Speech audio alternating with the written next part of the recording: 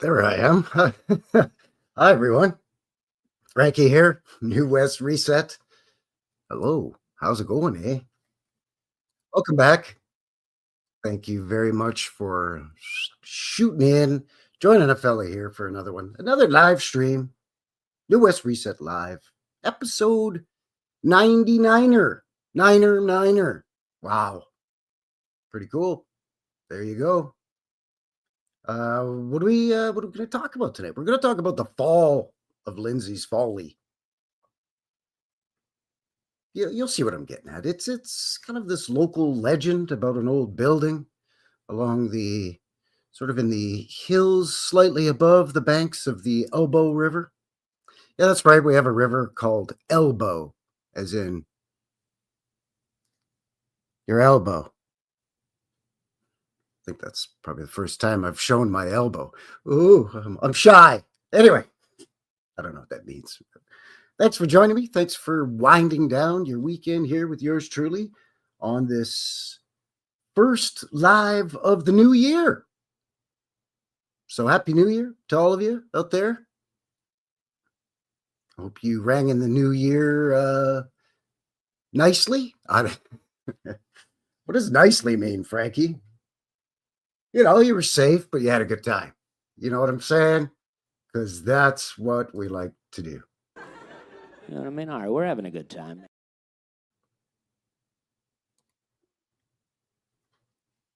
My weekend was nice.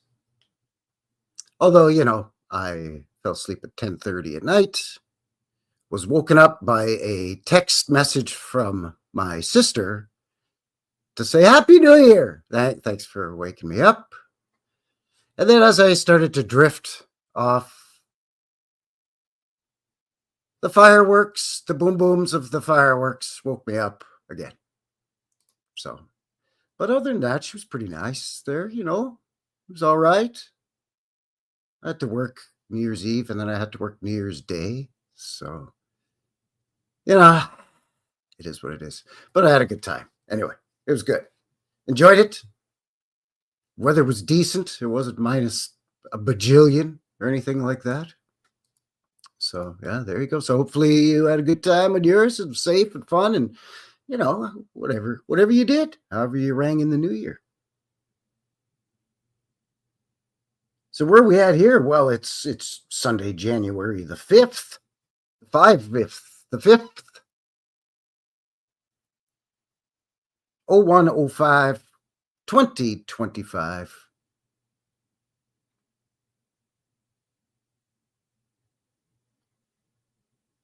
So before I get into it, let's say hi to everybody in the chat. Say hello in the box. Let me know how you're doing. How's she going there, eh? Scotty is here. Scotty Loy, ahoy. Yar, Basti matey. Yar. Ahoy there. Young laddie. Arr. I don't know. Pirate took over me there for a second. Hippie Shake is here. Hiya, Hippie. Our old friend DN. Howdy, bud. How's she going there, eh? Turtle. Turtle's here. Turtle's here, everybody. Hello, Turtle. Good to see you. But it's so cold right now that I do not have my window open. So I'm just here right now in the New West Reset Studios, just hollering. You know, it's different if the window's open. But when the window's shut tighter than a drum because it's minus 16 degrees Celsius, I think that's like, what, 3 degrees Fahrenheit? 5 if you're lucky? I don't know. So yeah, normally I holler out the window there, Turtle, but right now I was just yelling at a closed window. So really it was just reverberating back into a guy's face. So that's fun. Chassis Nix is in the box. Hello, Chassis. Good to see you. Our buddy Vaughn is here. Howdy, Vaughn. Scott Pike is here. Yes, please.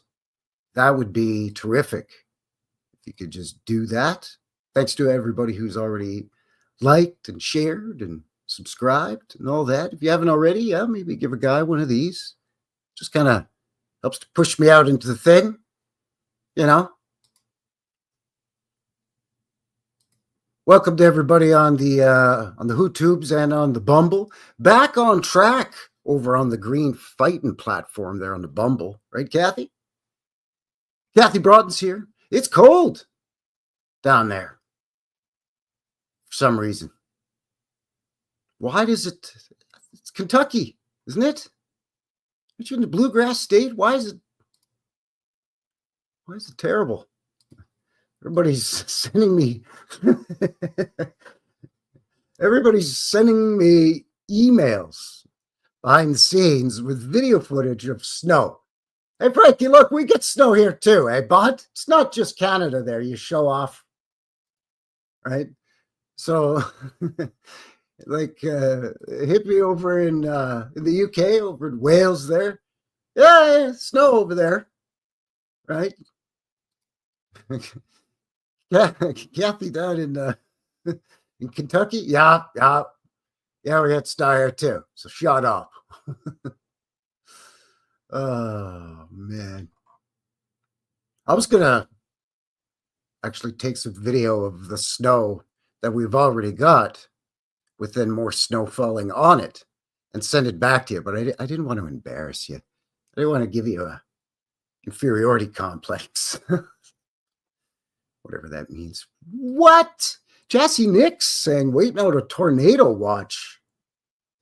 I think they're going to downgrade it. I hope so. Wow, batten down the hatches and, all the things that a guy will tell you to do that aren't going to help when there's a tornado. But you know what I mean. I mean, if you live in tornado infested isn't the right word, but you live in an area that's plagued by plagued isn't even right.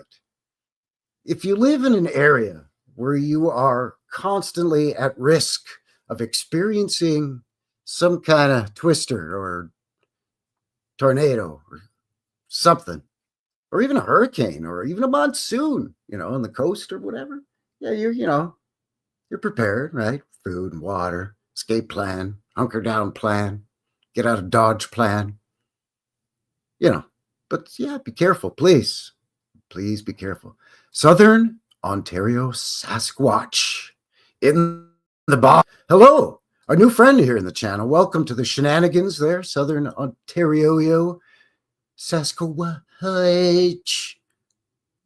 That's more of a Wookiee than a Squatch, but there you go. Cool channel names here.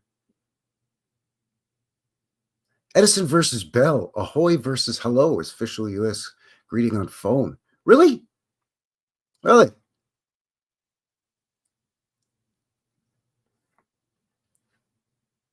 But ahoy was always a ship thing, a boat, a maritime thing. Greetings, ahoy, seafarer. I don't know what I'm talking about. Anyways, welcome everybody. Corey Ash, ahoy, ahoy there. Ahoy. Ahoy, matey. Yar. Be sure to cut the mainsail before we leave harbor. Yar. I don't know. Dragon Sage is here. How's she going there, eh, bud? Out there in speaking of Ontario. Sage is prepared for everything, anything. He's making boats out there. Anyway, thanks again for joining me here. New West Reset Live, episode 99. Frankie, yours truly, as always, coming at you live from here in Calgary, Southern Alberta, Purdy, Alberta. That's right up in Canada land, eh? So, yeah, thanks for winding down your weekend here with yours truly on this Sunday fun day. A chilly, apparently, and snowy for everybody. Sunday fun day.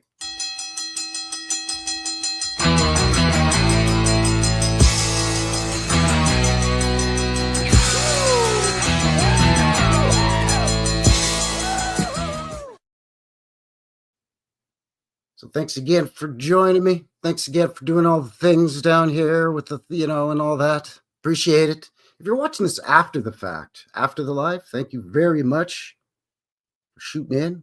Appreciate your support as well. Links below for everything, as always, in terms of what we're covering here tonight. A couple of articles. This local place, Lindsay's Folly, kind of a local Calgary legend, kind of a half-assed goofy story, if you ask me.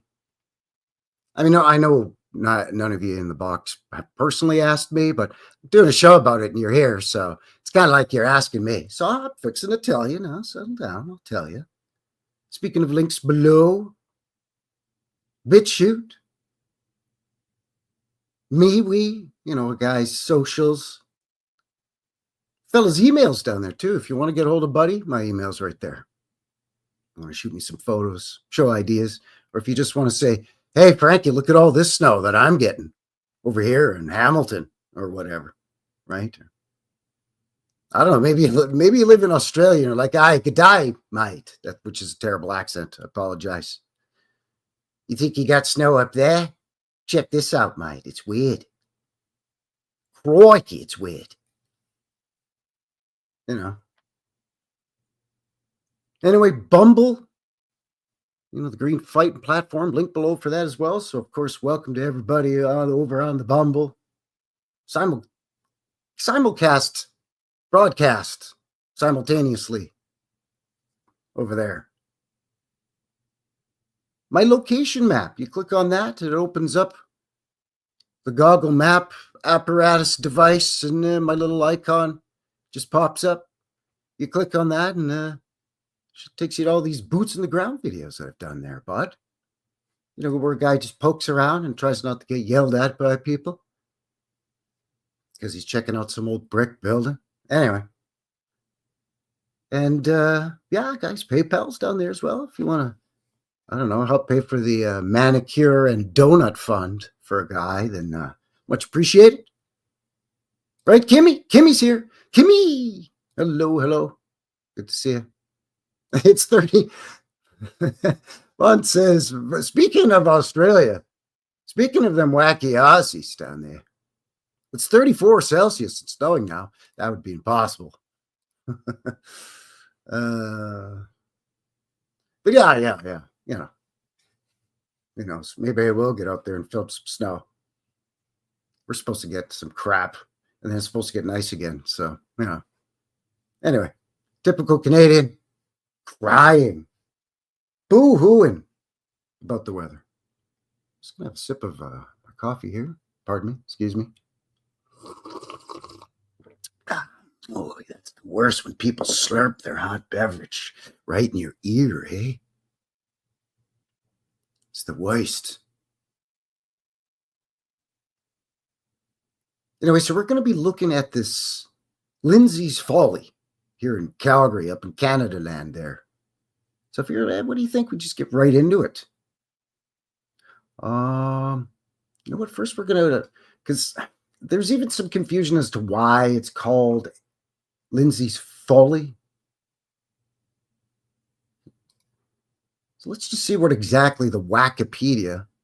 I love using Wikipedia. People ask, what are you using Wikipedia for, man? It's part of the lies. The lies. It's like, well, yeah. That's what's so fun about poking holes in it there, bud. So I just like to, kick sand in the face of the Wikipedia and their goofy half-assed stories that half the time don't make any sense. So I figured, why not see what they have to say about what exactly a folly is? So according to the Wikipedia, a folly in architecture, a folly is a building constructed primarily for decoration, but suggested through its appearance some other purpose, or of such extravagant appearance that it transcends the range of usual garden buildings. So right out of the gates, get kind of vague there. They're really just covering all the bases. So in other words, it could be any structure in somebody's yard or garden. So technically, a tool shed is a folly, according to this definition. See what I'm saying? Already, they're playing. Quit playing, Wikipedia. 18th century English landscape gardening and French landscape gardening often featured mock Roman temples. See, there we go. symbolizing classical virtues. Other 18th century garden follies imitated Chinese temples, Egyptian pyramids, ruined medieval castles or abbeys, or Tartar tents. That's interesting. To represent different continents or historical eras. So you'd have a nice yard or garden, and it was a style of landscaping to have a feature, a mock feature. So now they're saying it's a mock. So in other words, it's not a real building. But up, just in the sentence above, it says that it's primarily for decoration, but not exclusively. So in other words, you could use it for more than just decoration. Hence my smart-ass tool shed comment. Anyway. Sometimes they represented rustic villages, mills, and cottages to symbolize rural virtues. So if you lived in the city, but you're like, man, I wish I lived in the country. You know what? I'm going to hire me a landscape gardener to build me a windmill. An old, medieval, old-timey windmill in my back garden. Neighbors will be like, what the hell are you doing that for there, Bill? Oh, just to show you my rural virtues here in the downtown core. Anyway, many follies, particularly during times of famine, such as the Great Famine in Ireland, were built as a form of poor relief to provide employment for peasants and unemployed artisans. So they just would hire them to build mock temples that symbolize your virtues to keep them employed, basically, as part of some kind of welfare program during the Great Famine. Strange. Why haven't you put them to work planting more crops? You know what I'm saying? Like I'm assuming it's the Great Potato Famine, and there was some kind of potato rot. Right? So people were starving because, the majority of their diet consisted of taters along with other stuff. But if you had taters, onions, and carrots in your garden and something happened to the taters, then maybe, you're not going to take your chances on the carrots and the onions too, right? I don't know. Anyways, in English, the term began as a popular name for any costly structure considered to have shown folly in the builder.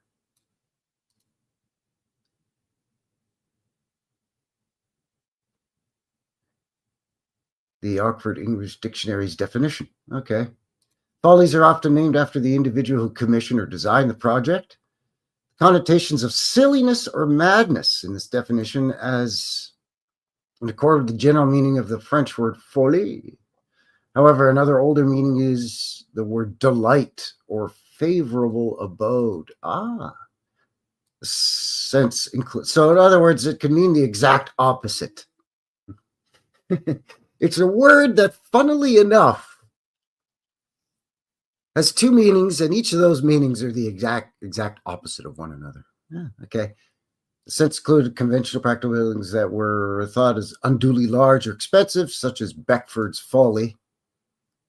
And all we have is a pencil sketching or something by the looks of it of that. An extremely expensive early Gothic revival country house that collapsed under the weight of its tower in 1825, 12 years after completion. Okay. Anyway, goes on to talk a little bit more about it, but basically decorative accents that people would build upon their landscaped land, property. And they'd plant trees and gardens and whatnot, but, they'll have a sultan's tent, a Tatar's tent, or a castle, or some ancient ruins. It's very strange. Very, very odd.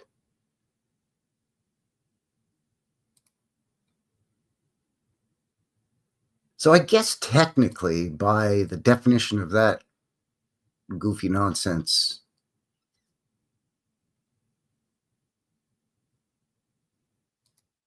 what we're about to look at here in Calgary could, I guess, be considered a folly, because it was apparently very expensive for its day and yada yada. Well, quit yakking about it and just show you here what we're talking about. This is from Avenue Magazine Online, avenuecalgary.com.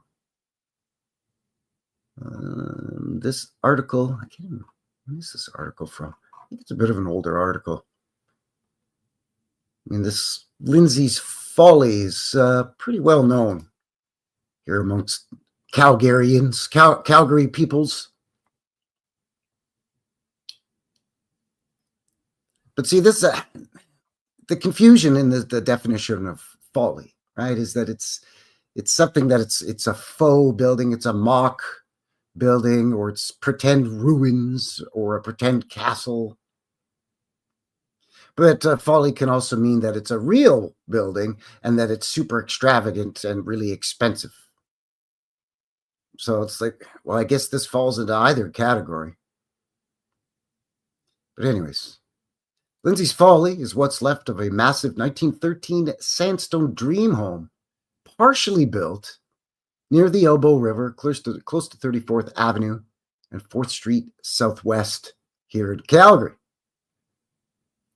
It's actually maybe a half-hour walk from a guy. I was actually going to go and do some boots on the ground there, but we're going to look at a video from a local that did a little bit of a looky-loo around there. And to be quite honest, there's not much to look at, really, when we could just as easily watch this guy's professional video. He's a professional videographer, whereas me, well, it's, you get what you get. You know what I'm saying? bit of an amateur hour. But anyways, at its short-lived best, it was a full story of arched sandstone supported by chiseled columns and wide steps. Really, you don't say. Curling towards a sweeping panorama of Calgary, overlooking the Elbow, meaning the Elbow River.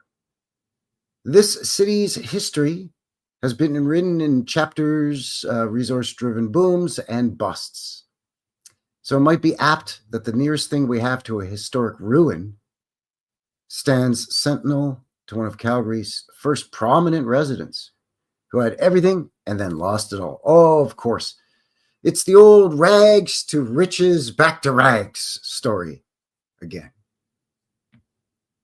Yeah, that's Folly basically does mean stupid. That's right, Scott. That's exactly right. Scott Pike in the box, just firing one off. Yeah, basically, it's basically that's what it's a big fake dumb building, but it can also be a huge extravagant real building. So you see. Anyways, tradesmen and laborers finished the foundations, assembled the main portico, and erected soaring archways of sandstone, salvaged from the city's first Knox Presbyterian Church, before construction suddenly ceased, never to resume again. Wait a second. So they salvaged sandstone from Calgary's first Knox Presbyterian Church? It's weird.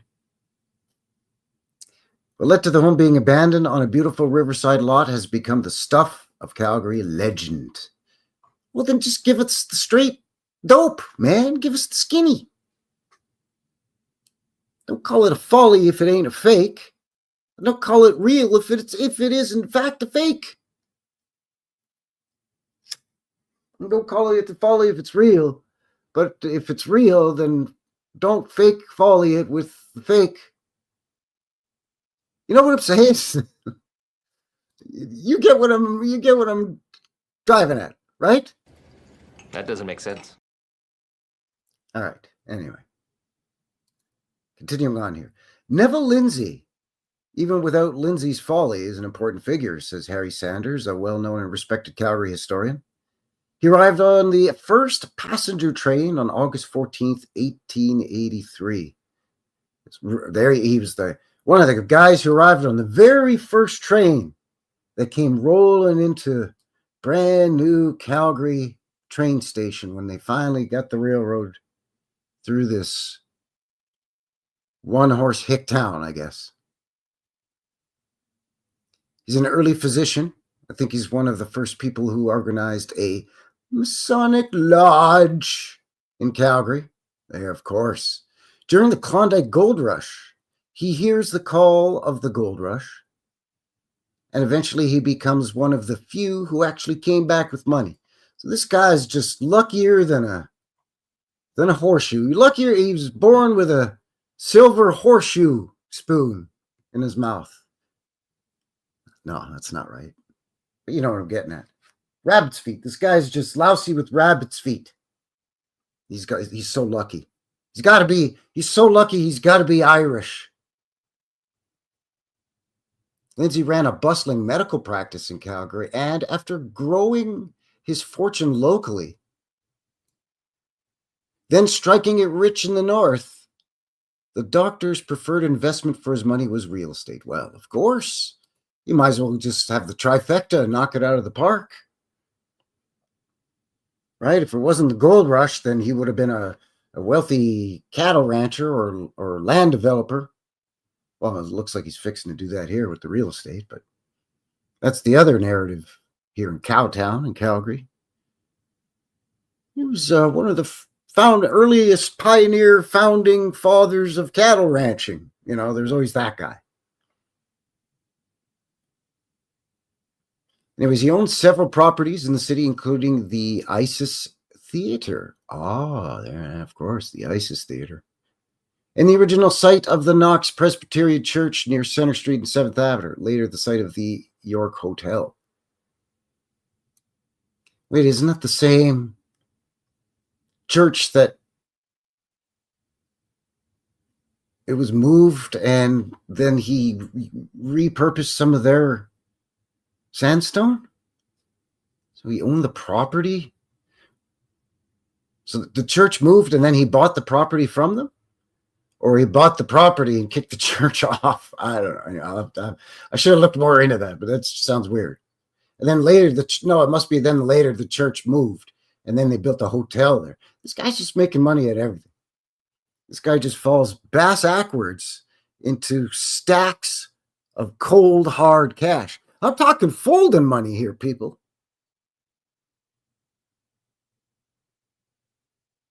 Anyway, it was his big intention to demolish the church to make way for a large business block on the site. So he did buy up the land from under the church and he was just going to knock it down. And what we consider an early example of reuse and recycle.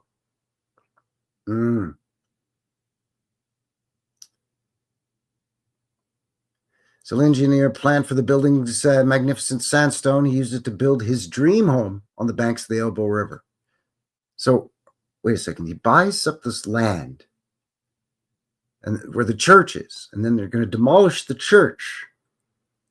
Then he's going to, quote, reuse and recycle his the magnificent sandstone to build his own dream home on the banks of the beautiful Elbow River overlooking the city. Nobody tapped anybody on the shoulder and said, hey, bud, come here. Don't you think Buddy over here is up to some dodgy stuff there? Eh? What do you think there, bud? Anyways, no blueprints exist for the planned mansion. Well, then technically it couldn't have been planned if there's no blueprints. I mean, how can it be planned if there's no blueprints? Show me all the blueprints. Anyway, so no blueprints exist for the planned mansion, but it's believed 12 to 14 rooms were drawn up for the home. However, mere months after the sandstone portico took shape, work at the site ceased. Legend and lore tell several stories about why. How about again, legend and lore and whatnot? How about just the straight 411? Information, please. You know what I'm saying?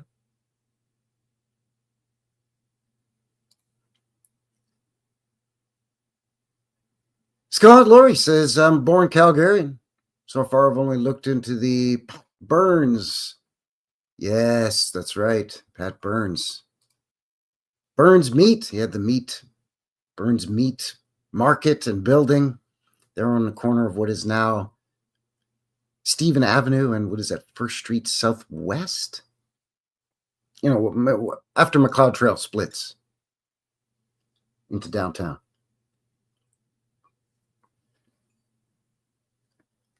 Did little boots on the ground there. His old mansion is long gone, of course. But yeah, welcome. Welcome in the box. A local. Oh yeah. Well, because he was one of those guys. He was like the beer baron guys, the vertical integration of their businesses. Not only am I a cattle rancher, but I'm a landowner / land developer. Oh, and I've got a stake in the local, railroad or local oil field, once 20s and 30s come along. These are those big four fellas that started up ye olde Calgary Stampede. Yeah! Wealthy landowners and cattle. I almost said cattle rustlers. Cattle ranchers. Sometimes it's the same thing, eh? Shh. Anyways, one of these legends or lures suggests Lindsay's beloved wife passed on suddenly, leaving him heartbroken and unable to fathom living in their home alone and broken. So why not just finish her up? But, you're a wealthy guy. Finish her up, sell the land and the building on it. You'll make money. You could sell it to one of these wealthy cattle baron guys. Anyway, another tale says that the hillside location of the home became too weak and unstable to support the home's weight, and the doctor was forced to abandon the site. So wait, what? But I thought they said that the foundations had been done. It was planned. They say it was planned. This guy was he got into real estate. We've already seen how he's got horseshoes and rabbit's feet shoved up his keister. This guy's luckier than a two-headed coin.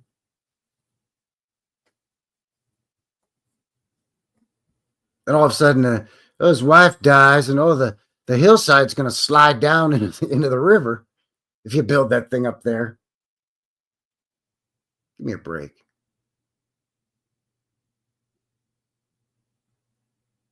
Oh, finally, here we go. Neither story is true. So what's with all the leading us all down the garden path with all this hullabaloo then?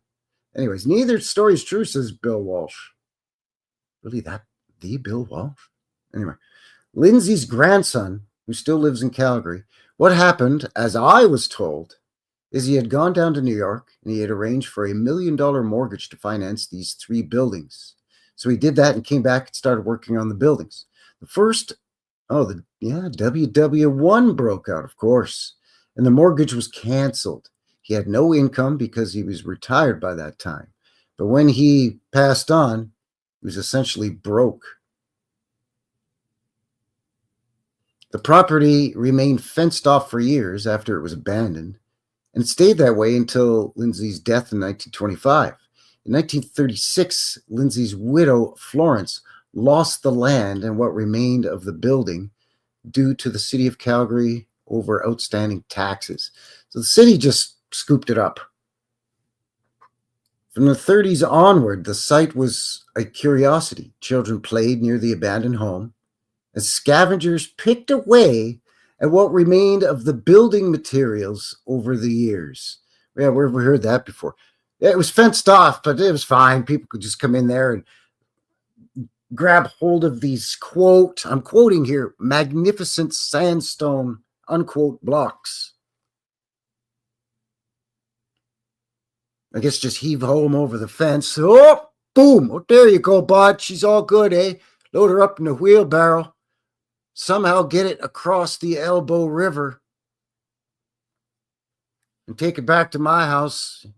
There you go. There's one block. Because I'm going to build me a new house or something over here on my land. So that I got to steal those blocks one at a time over years. 6 other dudes got the same idea, so they just pilfering this thing over time. That doesn't make any sense. Unless, of course, they were allowed to do that, and it was allowed to be basically put into a bad physical state, bad condition, so it's condemned, right? Allowed to become ghettoized. We see that so often in so many old world buildings. And then it's like, oh, it's unsafe. Better knock it down.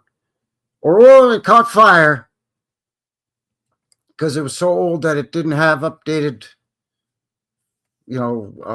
sprinkler systems and alarm systems and whatnots and who's-its. Anyways, according to oral history, interviews conducted by Sanders, steel beams from the site were removed at some point during WW2, but the sandstone archways held for years more until they too mysteriously vanished. Maybe some church stole them to build a church. No, that never happens. These are the stuff that were taken from a church. Maybe they should have been given back to the church. What do you think of that, you dirty, crooked bastards? The church is probably crooked too, anyways. Sanders compiled a lengthy research document on the ruins back in 1990 for the city and unearthed a written description of the home from an old news clipping from a 1930 edition of the Calgary Albertan. I guess that's either a newspaper or a magazine, some sort of publication. I've never heard of it. Not very creative, considering Calgary is in Alberta, and people who live in Alberta are known as Albertans.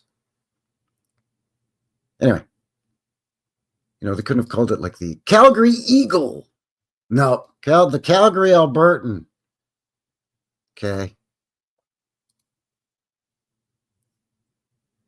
It's just silly to me. Let's be like calling it the Los Angeles Californian. The house still remains unfinished, with gaunt columns striking into the air and tall iron beams outlined skeleton-like against the sky. Ooh, sounds spooky. Look at the size of this. Look at this. Looks like there's already some kind of,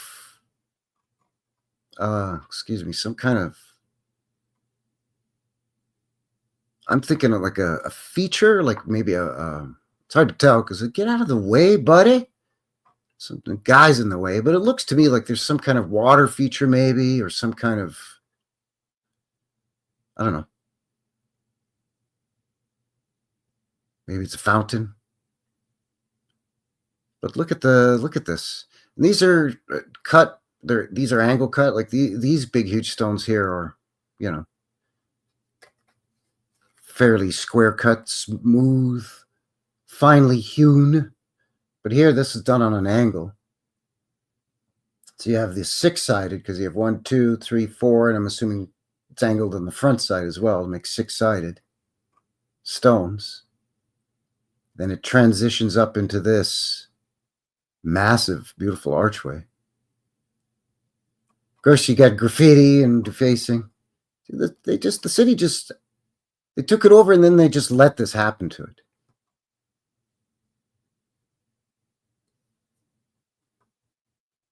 Calgary and Hector Lamont stands inside the arched doorway of Lindsay's Folly circa 1940. Yeah, okay. Sanders also did extensive interviews with Calgarians who used to play amongst the archways around the home. One of the children that used to play amongst the ruins was Walsh, who knew from a young age that this crumbling playhouse belonged to his family. There were tunnels underneath it, Walsh recalls. They built tunnels to house the utilities so you could go into these tunnels to crawl around underneath it. There was tunnels under this big, huge sandstone arched entryway structure that the supposed wealthy doctor slash Yukon Gold strike it richer guy got partially finished building and then abandoned it for any one of three reasons. Take your pick. I guess I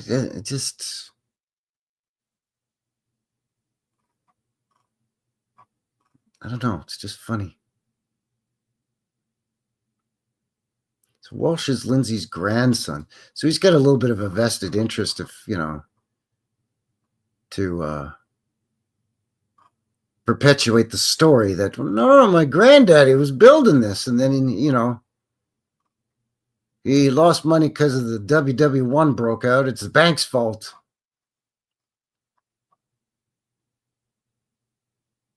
Anyways, for more than 40 years, the home stood in disrepair next to the Elbow River. 40 years, they just leave it to rot. I don't understand why. Before the sandstone structure vanished, leaving slabs of concrete as the only marker for the former semi-grandeur. What happened to sandstone archways is a bit of a mystery. Some historical documents note the old, uncared-for ruin must have just crumbled thanks to its decade-long dance with Mother Nature, with scavengers scooping up the sandstone for gardens and home projects. See, again, that's ridiculous. What are you going to do with one piece of this? First of all, you're just going to stand around here every night under the cover of darkness because it is fenced off and owned by the city, by the way. So you're not taking your chances, right? It's one thing if kids play in here, but if you're sneaking around in here to pull one of these down to put in your garden for some reason, what, you're just standing around waiting for Mother Nature to have one fall down like an apple so you can just walk up and grab the dead thing? Yeah, it's just... Well, that's just silly. Silly, yes. Idiotic, yes. I could see people pilfering stuff, but I could see it as a little bit more organized than just over the 40 years, people picking away at this thing. What are they going to do with a handful of blocks or bricks if they could even get at them and get them out of there? I'm going to put them in my garden. Make my own folly out of a folly. Yeah, it makes a great souvenir. Yeah. So does a fridge magnet. It's just very strange. Yeah, it just went in the wind. It's right over, like the sands of time. Like sands through the hourglass.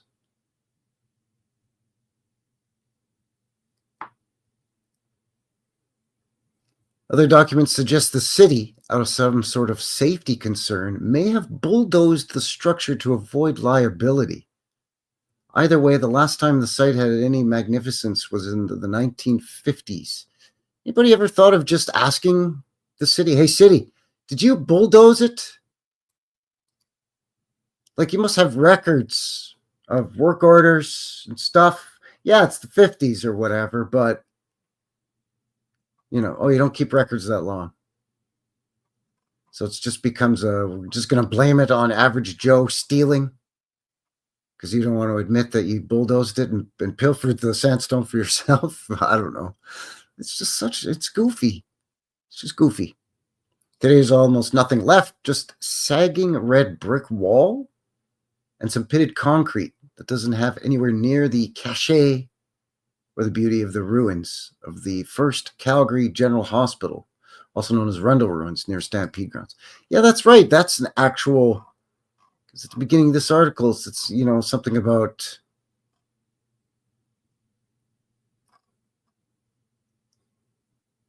Calgary's first... something about it being...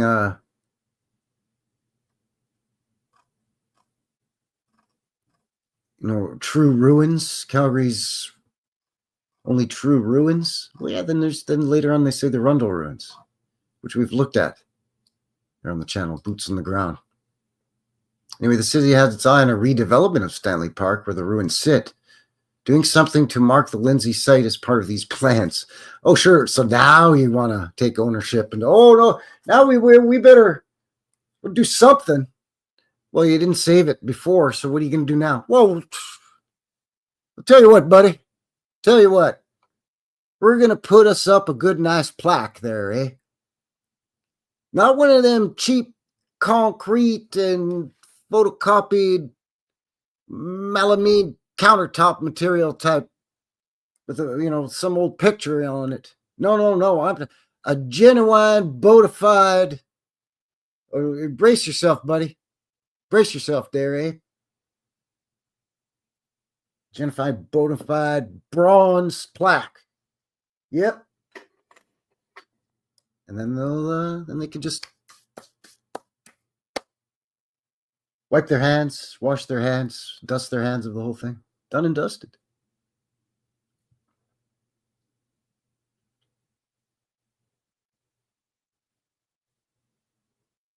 Primarily because the plans are still at a concept stage. It's not down to the nitty-gritty details of every component and what it will look like, says Michelle Wong, project manager, project yada yada city, yada yada yada. But the city knows there's affection for the site, perhaps even a place for it in our history. So they're going to decide if it deserves a place in history, in the city's history. It already sounds like no one knows what in the Sam Steele they're talking about when it comes to this thing. And they don't even know what happened to it. They freely admit through all this mumbo jumbo and verbal acrobatics and cheetah flips, bass backwards doublespeak. They're basically saying, I don't know, man. I don't know, boss. I don't know what happened. Anyways, they know there's a faction for the site, so they're going to do something. Well, what are you going to do? Well, we don't know all of the nitty-gritty of everything. The nitty-gritty details of every component yet, but we know there's affection, so... Anyways, it's a physical manifestation of a historical set of events, argues Sanders. What? It's important as a physical symbol of those events. And it's got this intrinsic appeal of a ruin. You don't even have to know the story. You just come upon it and you say, this was going to be something special, whoever was building it. It said earlier it was just crappy concrete and pitted concrete and crappy bricks or whatever. Walsh is also looking to the future when it comes to what should become of what his family likes to call the castle. All right, I've had enough of this. Anyway, link below for that nonsense. This guy's just take it easy, buddy. He's taking it way, way too seriously. Anyways, let's have a quick look what they're talking about with the pitted concrete and the crumbling brick here real quick. And then we'll have a look at this local videographer here in Calgary, over in Cowtown here in Sandstone City. And he went down to Lindsay's Folly to do a little mini documentary. He's put it up on his YouTube channel. So we'll have a look at that. Let's just quickly... This is from floweryprose.com. Do not ask me how I came upon a website called Flowery Prose, okay, there, but she's none of your business there, eh? Let's just suffice it to say that we've got an article here about Lindsay's Fall, okay? You can see here, they're talking about just some pitted concrete and some crumbling brick and a bunch of bushes and trees and so on growing around it, and it looks like graffiti. Very little remains of this early 20th century mansion of Calgary. These rough sections of foundation and walls, half buried in the grass and trees, are all that's left of Lindsay's Folly, a man's dream that never quite came true. I thought what about the tunnels? The one guy was talking about when he was a kid, there was tunnels. No one is ever talking about the tunnels now. They shut that down right quick when it came to the tunnels. All I want to know is why did one person mention tunnels and then all of a sudden, bubkis, crickets. Anyway, Dr. Neville Lindsay came to Calgary in 1883. Yeah, on their first train. You want to beat all the other would-be doctors. I got here first. I'm first. No other doctors could come into town now. It's just me. I'm first. Dr. Lindsay. You hear me? You hear me? You know what the population was of Calgary in 1884? Approximately 300 people. Approximately 300 people. Now take it easy, Doc, okay? There's plenty of business for all of us here, all right? There's a whopping 300 people that live here in this town. Don't be greedy, Doc. So then he decides he skips off to find a Klondike gold and returned home very wealthy man. See, that's the thing. But then he died broke after he abandoned this castle on the hill. Like, what are you talking about?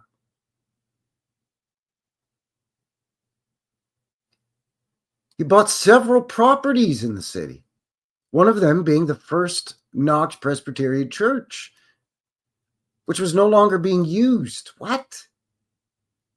An abandoned church? He decided to dismantle the church and use the sandstone from it to build his house. Boom. Okay, there it is again. Wikipedia kind of danced around just saying it, but these guys at least just spit it out. It was a great plan. Sure. You get free. You steal this. The church isn't being used, so I'll just buy the land, which I guess included the church. I'll just take it down, and then I'll just use all this stuff to build my dream home on the hill here. And the house was shaping up nicely with 12 to 14 rooms in the works and huge archways erected in the entrance. But construction suddenly ground to all the yada, yada, yada, yada abandoned. Why was it yada? Yada, yada? Nope, truth is when WW1 broke out, Lindsay simply lost his fortune. The banks reneged on his mortgages, which, with a combined total of $1 million, was an astronomical sum in those days. Money comes, money goes. So easy for you to say, whoever you are writing this article. Easy for you to say, Cheryl, at Flowery Prose. $1 million. Money comes, money goes. I thought he came back from the Klondike rich. Why does he need to get mortgages on land that he's buying? And then couldn't he, in theory, use his gold, his money from gold? This guy's like a Austin Powers villains, all of them rolled into one. He likes gold. But he's also kind of like Dr. Evil, $1 million.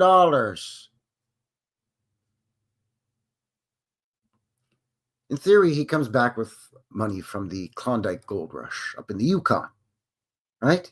Comes back a very wealthy man. Quote, wealthy, right? Can he buy some land with that, with his cold, hard gold cash, right? Then, if he wants to buy more land, he doesn't have to put up any more money after that. All he has to put up is the land that he already purchased with his gold money as collateral.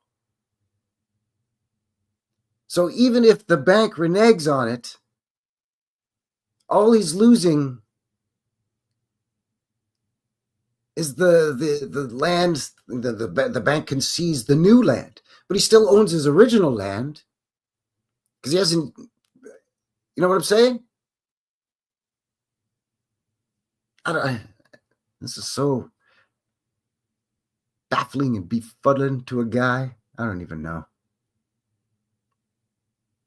Anyways, money comes, money goes, apparently, so that's fine. The archway and the rest of the house slowly vanished by the 50s. maybe that the city demolished them for safety reasons, or would have been interested, it would have been interesting to see them when they're still standing on the edge of the hill. And then they linked to the article we just looked at, which was from May of 2015. Wow, 10 years ago. And you're just talking about it now, Frankie? Yeah, I've been kind of doing stuff, eh? Sorry. Phil Henry's in the box. Howdy, Phil. Good to see you. Thanks for shooting in. So I don't know. I mean, what are your thoughts? Let me know in the box, in the chat. What you think of the shenanigans between the Wikipedia and that article that we looked at from Avenue Magazine, combined with just now that Flowery Prose article. Shut up. All right. I just happened to find it in just on the Goggle machine when I was looking for stuff about this Lindsay Folly, trying to figure out what was going on. All right. But I mean, he comes back from the Klondike gold rush up in the Yukon wealthy, and then he's buying land, which would theoretically make him wealthier. Then all of a sudden WW1 breaks out and he loses everything. Why? Because the banks reneged on their mortgages? So he loses the land, theoretically. But he should still have his Klondike gold money? Or some of it, or I don't know. You see what I'm saying? It's just goofy. Anyway, what do you say we quickly look at the video from this local videographer? I might kind of skip through it a little bit just in case he gets a little butthurt that I'm showing his video in a completely different context, because I'm not quite, as you could tell, the more astute of you could tell that I'm being a little sarcastic here. I'm not quite buying the whole story.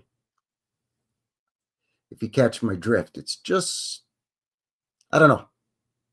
I know I'm not the most subtle guy, but I'm just not buying it. Oh, shit!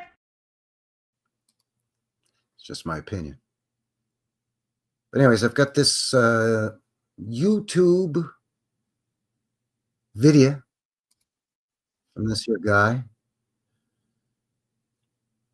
Let me just quickly share that, and then we'll take a quick little mid-show break. What do you think? Makes sense? Kind of, sort of?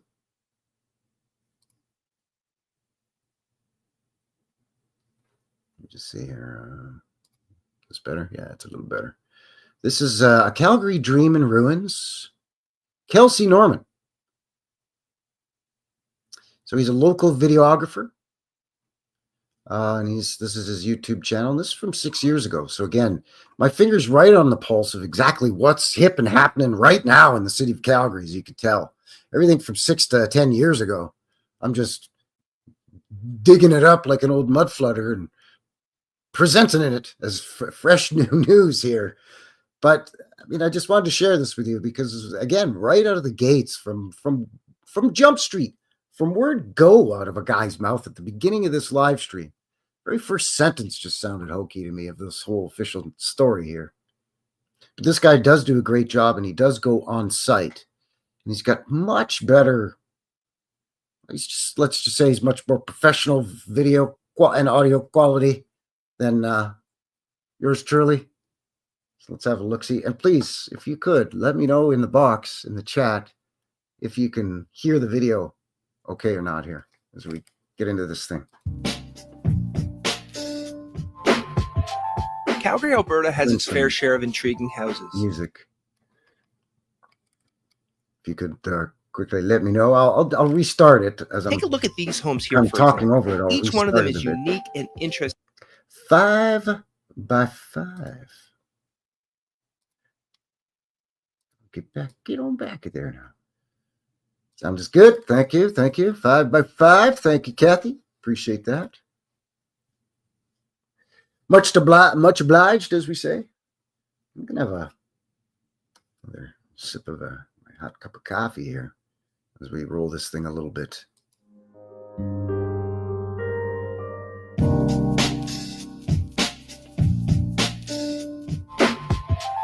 Calgary, Alberta has its fair share of intriguing. Some of you that have been around the channel for a while are going to recognize some of these. I'm sure many of you are going to recognize, like I did a boots on this one. There's a couple more that they quickly scroll through here. The one with the big columns in the front I've done as well. A lot of these are in Mount Royal, which is just a hop, skip, and a jump away from the guy's place, eh? houses. Take a look at these homes here, for example. Each one of them is Well, that one's fugly, though. Not a fan of that one. Just saying. Looks like a ski jump or something out of a skateboarding video game where you go to the X Games to compete to see if you can win a sponsorship. unique and interesting in their own. Yeah, this one, unfortunately, many advocates fought to save this old one, which they call the Old Yellow House, but it is unfortunately gone. Deemed, well, it was condemned, deemed unsafe even to go in there to try to restore it. No, just knock her down. And a beautiful old mud flooder. He's done this Kelsey Norman guy's done a video on this building as well, which unfortunately I did not get a chance to get to before they wrecking balled it. But in its day, it was a beautiful, it was part of the whole Calgary's version of Millionaires Row, you know, along 10th, 11th, 12th, and 13th Avenues, Southwest. Sandstone and brick, one or the other, or both, sandstone and or brick. You know, 2- and 3-story mansions that were these guys, like mentioned earlier in the chat, in the box. You know, Pat Burns, the local cattle baron, who eventually, you know, started a big meat market and eventually meat processing, meat production. And he makes like sausages and weenies and hot dogs and cold cuts and whatnots there to put in your sandwich. Way. But for me, Calgary's most interesting home ever was an unfinished sandstone castle on the banks of the Elbow River. This is the story of Lindsay's Folly, a Calgary pioneer's dream home that now sits in ruins. Neville James Lindsay, Calgary's first resident physician and surgeon. And he was a Freemason. He got off caught the first train and rolled into town, people. Originally from Ontario, arrived in the city from Winnipeg in August 1883. 1 year later, he served on Calgary's first. Oh, yeah, they didn't even mention this in the Wikipedia. There's Mr. George Murdoch, former mayor of Calgary, who was... I accuse, and I stand by that accusation. I accuse him of being the starter of 3 great fires, or at least associated closely with them. Great Chicago Fire, as he lived in Chicago at the time and was a businessman. He's a Freemason. Then after that fire, he moved back up to New Brunswick, where he grew up in his early childhood. And they had a great fire in New Brunswick while he was there as a influential Mason and businessman. And then he came to Calgary before the railroad even came in. He was Calgary's first mayor, involved in election fraud. He was the leader of the volunteer fire brigade in the town of Calgary at the time, and was basically in charge during the Great Calgary Fire. So, but now, yes, of course, Mr. Lindsay of Lindsay's Folly is a member of the early city governing body. City Council until 1886. The same year, he became the government-appointed doctor for local Aboriginal reserves. 1886 was also the same year the Great Calgary Fire. Yes, that's right, isn't it? Isn't it always the way? Sage, Dragon Sage in the box saying, the fire brigade, of course. Right? Why didn't they ever call themselves the firefighting department? Right? Often firefighters refer to themselves as firefighters,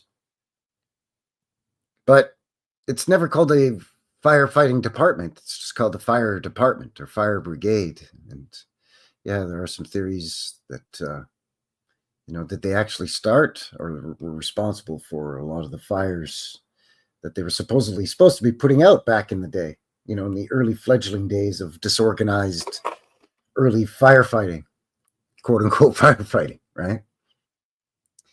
And it is true that they were involved in the demolition of buildings using TNT or gunpowder powder or black powder in order to create fire breaks during big city fires.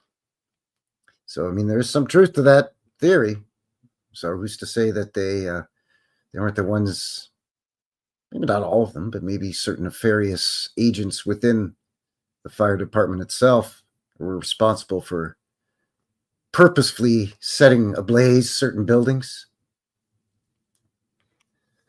You know, because they need to get funding from the city to justify the reason to have these guys all hanging out in these old world buildings all day waiting for fires.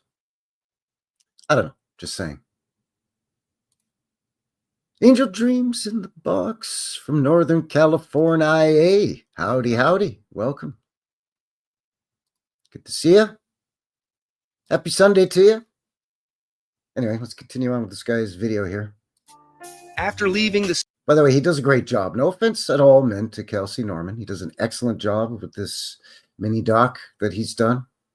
And he really did his research. I mean, he covered stuff in here that Wikipedia couldn't be bothered, and 2 other online articles that we looked at already couldn't be bothered to mention. City for the Yukon in 1898, he returned a wealthy man, having made a fortune through mining ventures. The doctor invested his money in real estate and business ventures, and in 1901 purchased a good chunk of land in and around the area of the city known today as Earlton. In 1911, after subdividing and selling the land, he sold the last 20 acres of Lindsay estate to the Canadian Northern Railway for $100,000.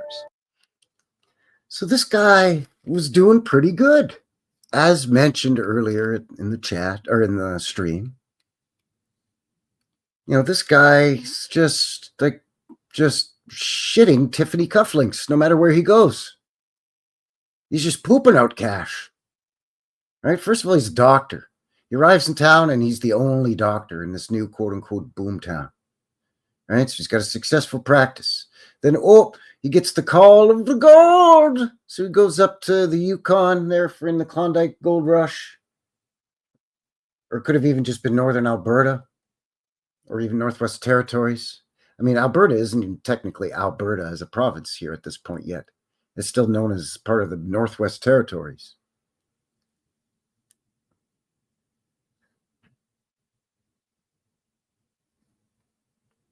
Strikes it rich up there, comes back. So now he's twice rich. A, doctor. Only doctor in town. B, strikes it rich with that there gold in their hills. Then he starts buying up land, and he's buying up so much land that he's selling it back to railroads, which is weird, because if the railroad's running through this town, they own miles of land or kilometers of land on either side of the rail as they quote-unquote are running it into town or through town.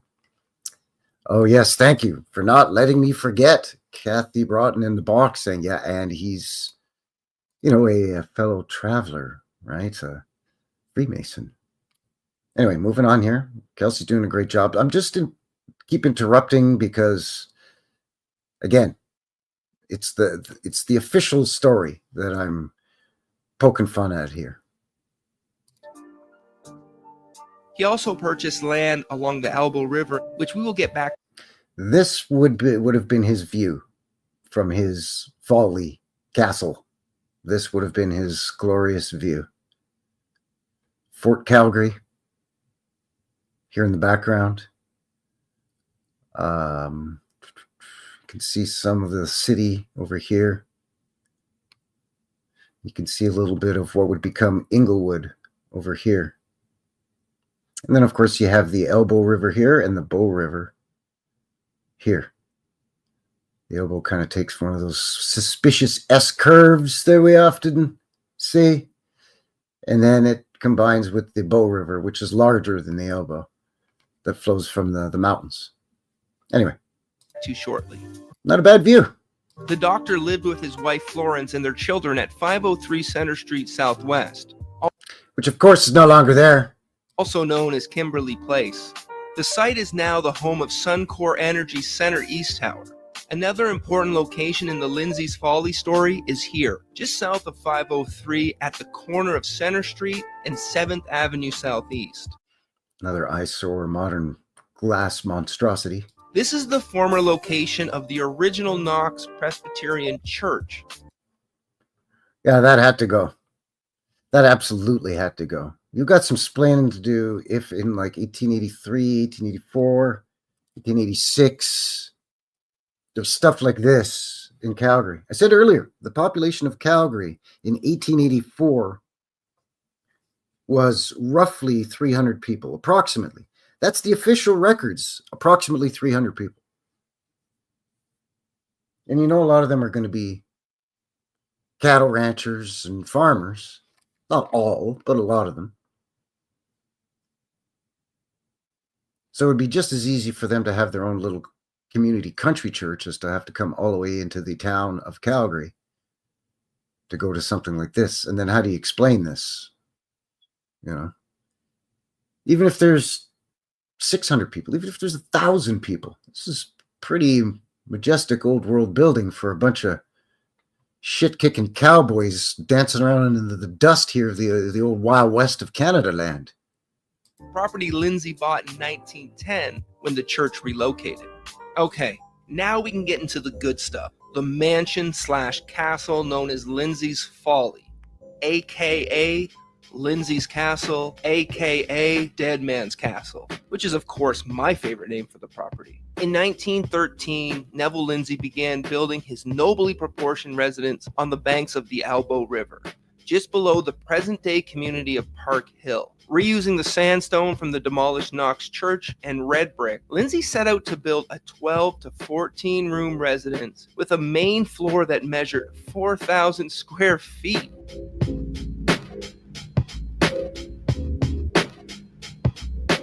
It was to be built for $35,000. However, soon after the construction started, it ended.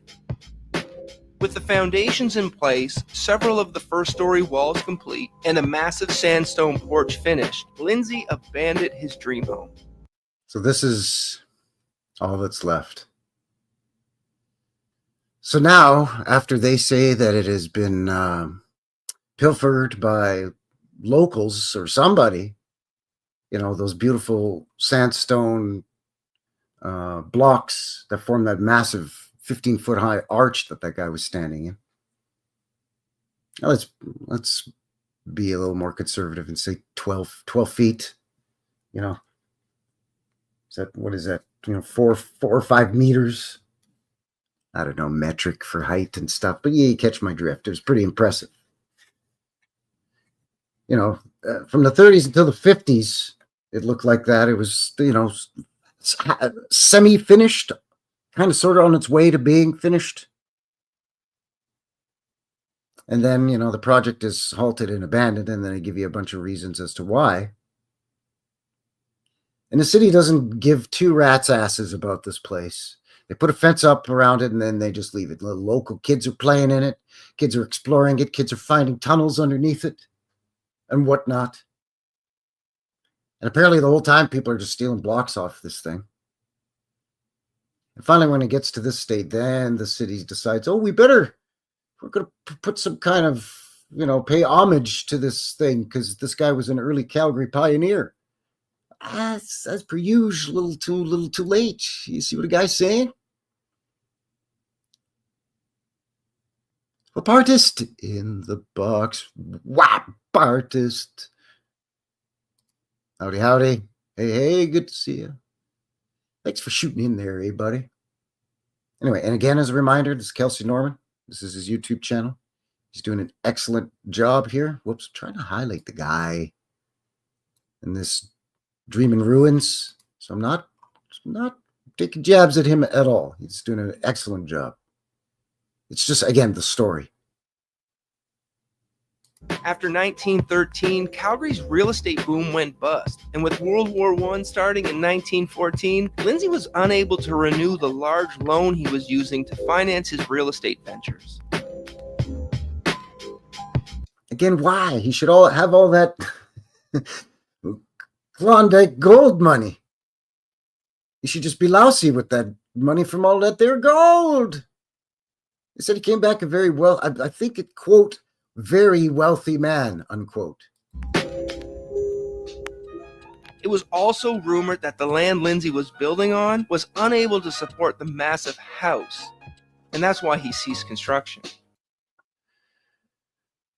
So this guy who's a land and real estate mogul, basically, early real estate guy in the development of Calgary, has bought and purchased all this land all over the place, bought and sold and rebought and resold and flipped. He's a land flipper. He's going to build this massive, what is, quote, his dream home. Again, I'm quoting. And they had the foundation all dug and apparently tunnels and everything. But whoops, we didn't realize it's going to be so huge the hillside will collapse into the river under the weight of this massive thing. Whoopsie daisy. Sorry about that, eh? What a folly. Hardy har har, lols all around. Let's grab a beer, bud. Regardless, property taxes eventually ate up all of Lindsay's savings, and his properties eventually became property of the city because of tax-related issues. So trying to tell us that row of bricks there is the brick part of the foundation, right? Because all that's left is pitted concrete and old bricks or whatever. So I'm not really sure. I guess that's part of the foundation. It's just so overgrown.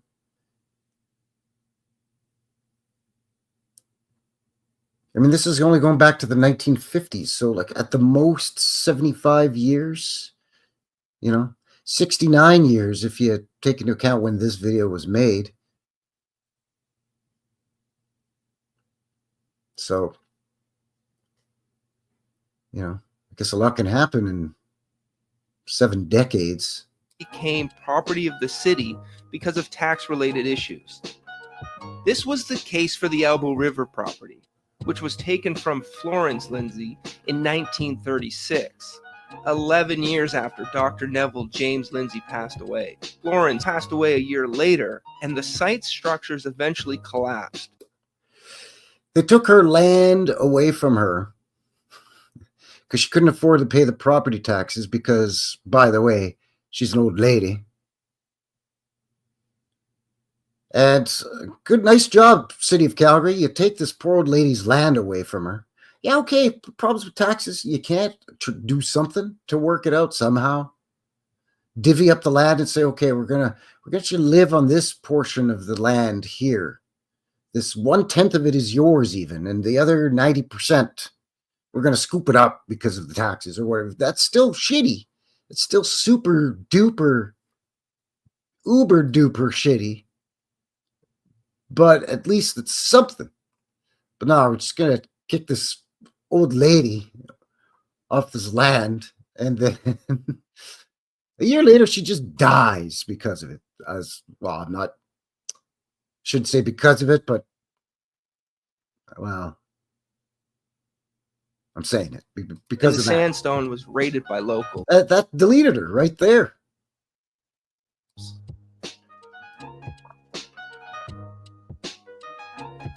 Howdy, Wiley. This 1940s photo helps demonstrate how massive this place was.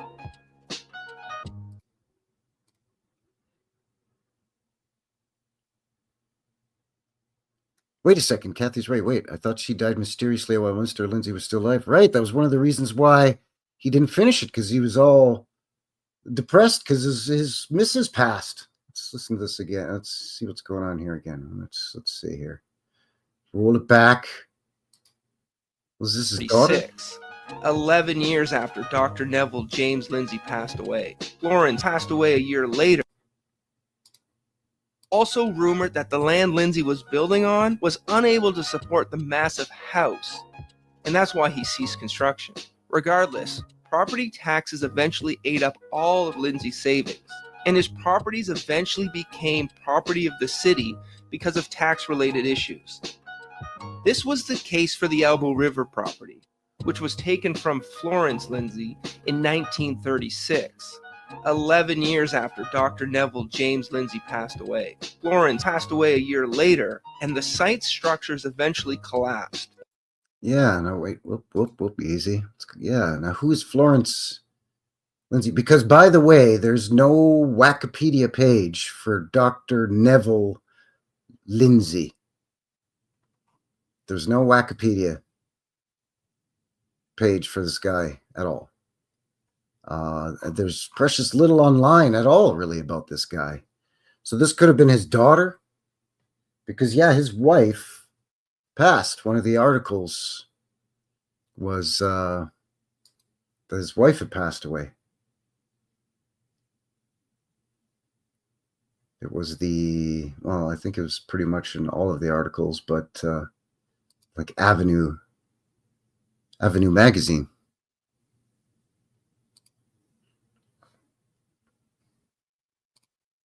Let me just pull it up here real quick.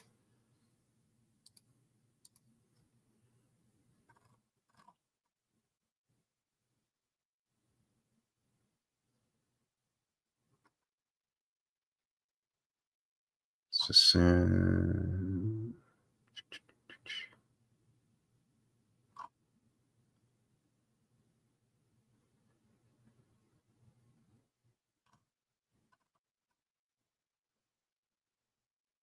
never to resume again. What led to the big home being abandoned? Stuff of Calgary legend.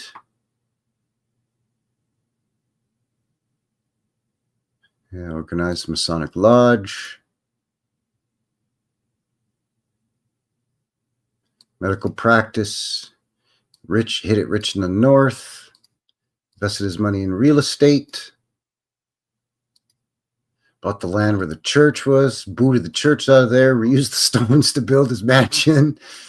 Even though there's no blueprints, supposedly. Okay, legend and lore tell several stories about why. One suggests Lindsay's beloved wife died suddenly, leaving him heartbroken and unable to fathom living in their home alone and broken. And that would have been just, well, what they're saying is at the outbreak of WW1, 1914.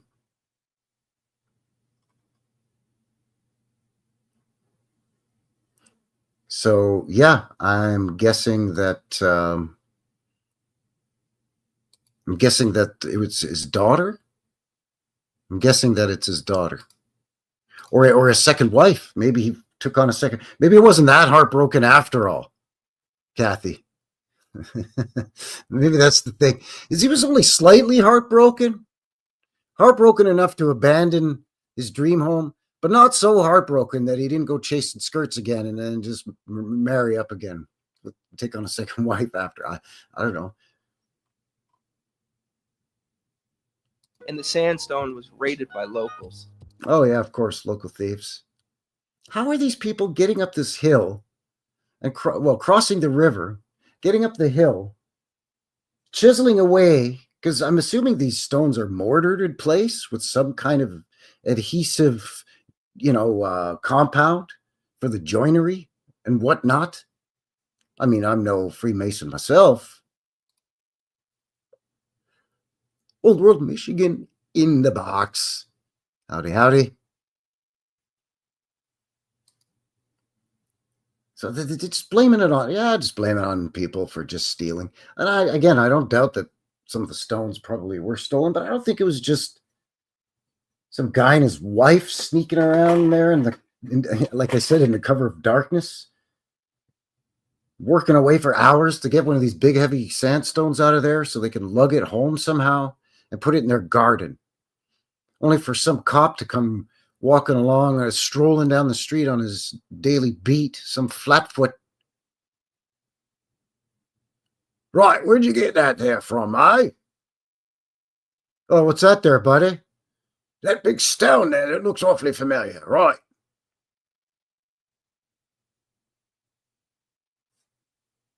And they take you down to the station. I don't know. I mean, it's evidence of your burglary and thievery that you're just going to put in your, front garden. This 1940s photo helps demonstrate how massive this place was. There it is again. Let's say that guy is, like 6 feet tall, right? So that's 12 foot at the bottom of the arch, 12 feet-ish. You creep it up on 13 feet here, maybe. Something like that. So, yeah, I don't doubt that these stones were pilfered over time. But I'm thinking that there was a couple of articles that said, maybe, just maybe now, the city knocked it down for safety concerns. Well, maybe the city scooped up all of these stones. They could be sitting in some, I don't know, some city of Calgary owned, yard somewhere where they keep, big trucks or earth moving equipment or construction debris, crap and crud. I don't know, maybe they're in a landfill somewhere. Maybe they just chucked them in the woods. Maybe they lined the Bow River, the shores of the Bow River or the Elbow River with them as part of their flood abatement programs.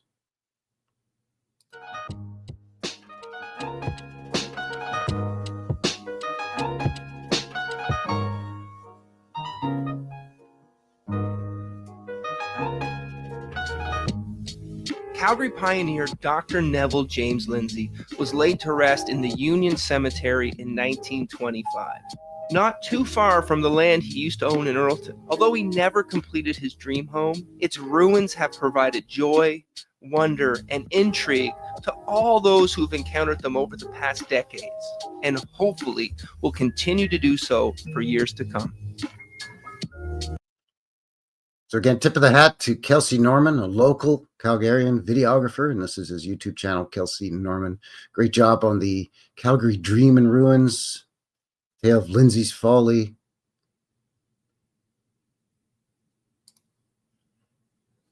So there are a couple of other links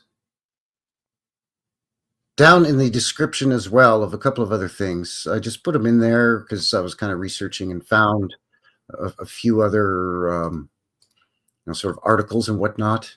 Not necessarily going to get too much into them, but they're in the down below, as well as the link to that YouTube video. There is something here. It's I think this is the one. Yeah, there is a this is earltoncommunity.com. This is I think it's a PDF file. But it's interesting because it has a lot of old schematics and maps of the land that this guy, this Lindsay character, owned. So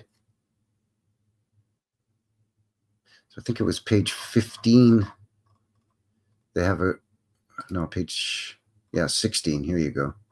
So he owned a lot of this land here. There he is. But yeah, he owned a lot of this stuff here. There's that bend I'm talking about in the Bow River. So he would have built his castle somewhere around here to overlook, the developing city that was developing along here. You could see the railways come through here by this point. Fort Calgary is here, I believe.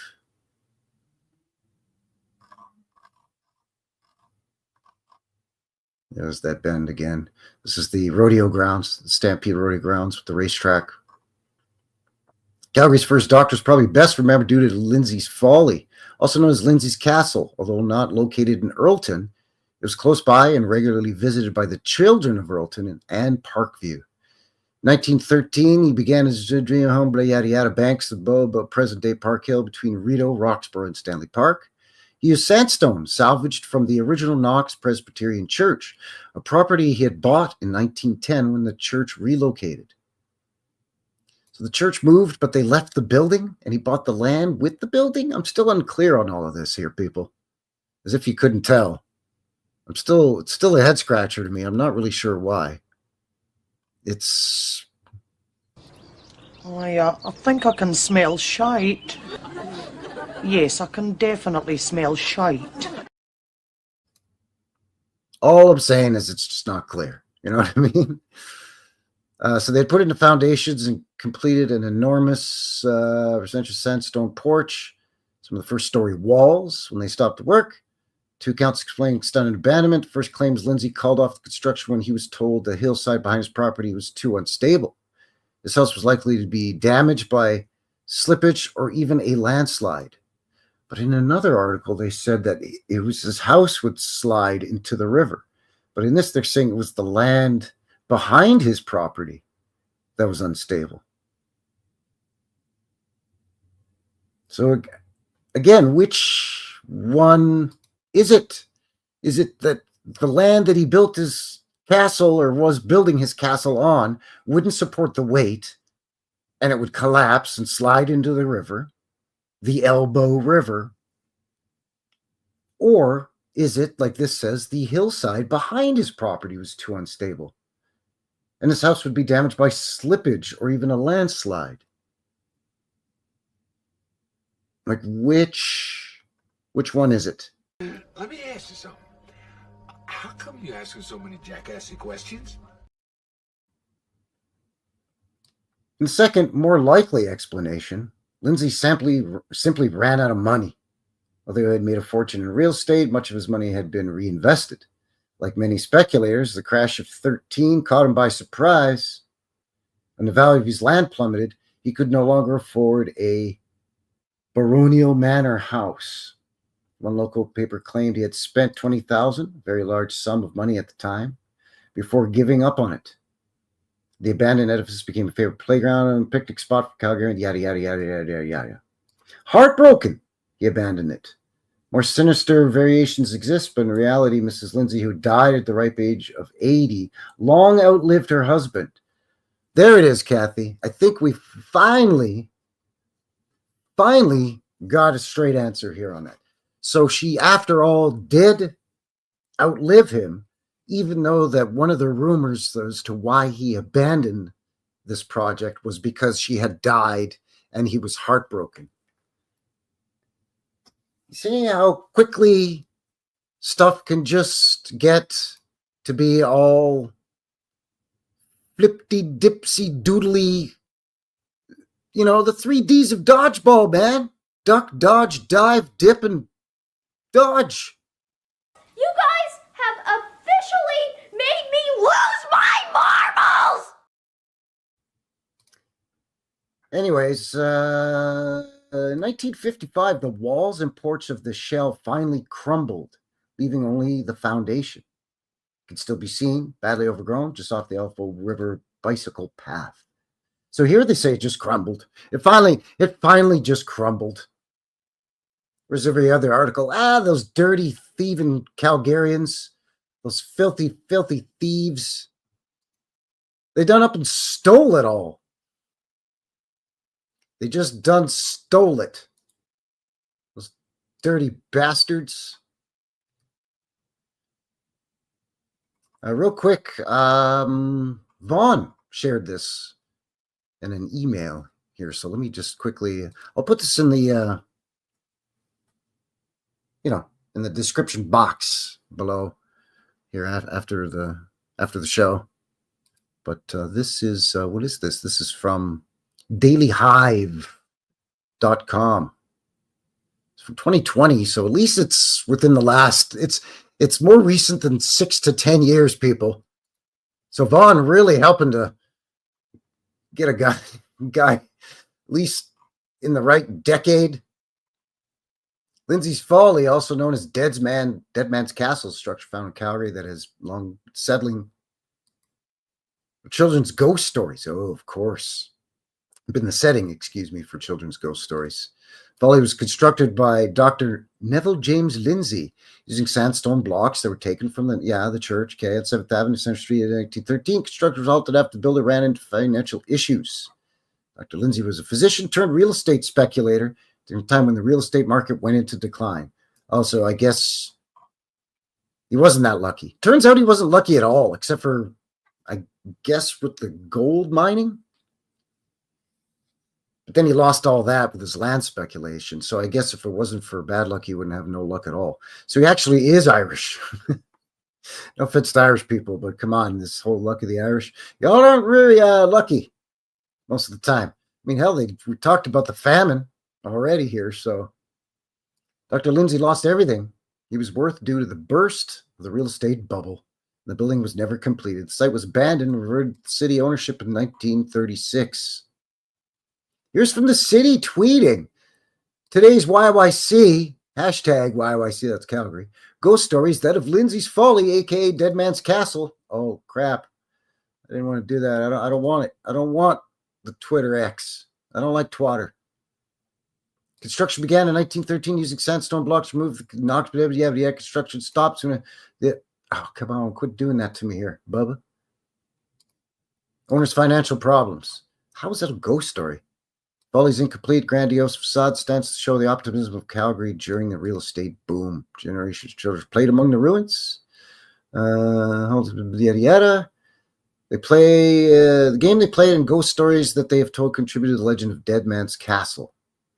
So we're going to blame that story on the whole died thing, depression and death thing. Now we're going to blame it on the neighborhood kids. Thanks for that link, Vaughn. So we're going to blame all the missing sandstone from the glorious arch and some of the walls for the first floor already done and the beautiful stonework. We're going to blame the missing stones on those thieving, dirty Calgarians, stealing them. Like I said, husband and wife. They're the cover of darkness of night. Sneak over there with their squeaky-wheeled wheelbarrow. Because it's fenced off. It's city-owned property. They don't want to get pinched for trespassing and whatnot. And then through overnight, until just before sunup, ding, ding, ding, ding, ding, they're chipping away to get one of those huge sandstone blocks out of that arch. Pitch it into the wheelbarrow, take it down that steep hill and embankment, somehow across the Elbow River into where the town of Calgary is, to their house, so they could throw it in their front yard as a beautiful landscaping centerpiece where they could plant their petunias and posies around. Yeah, that's what happened. That's what happened. Cousin Vinny is here, everybody. Cousin Vinny in the box. Good to see you. Good to see you.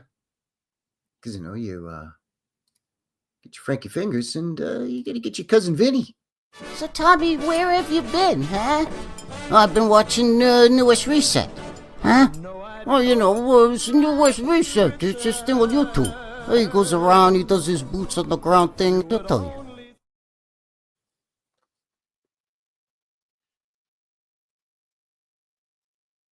So, yeah, I just find that very, very comical indeed. Very comical indeed.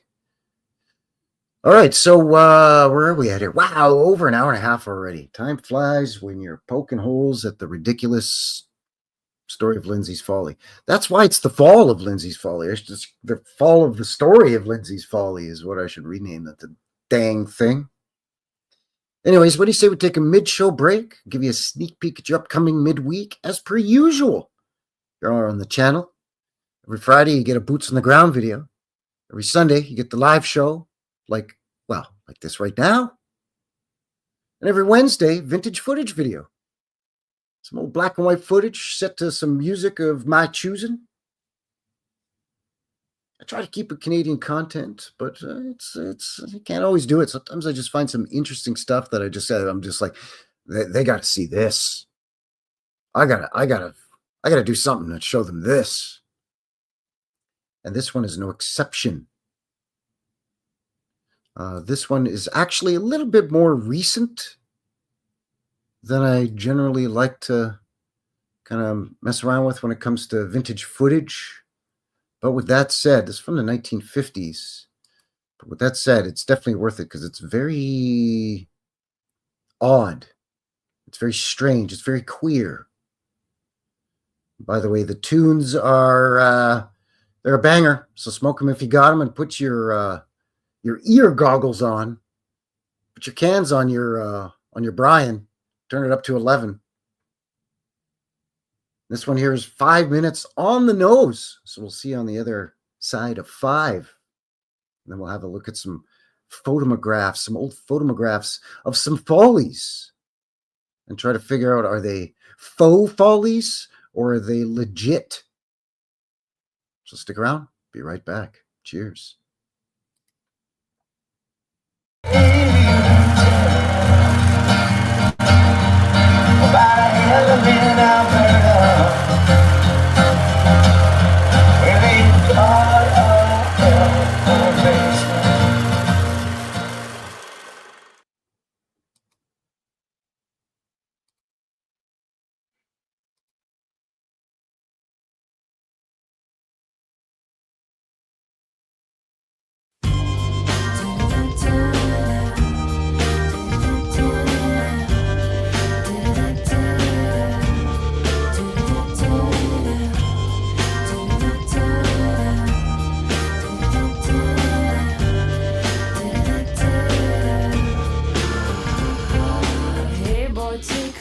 at me.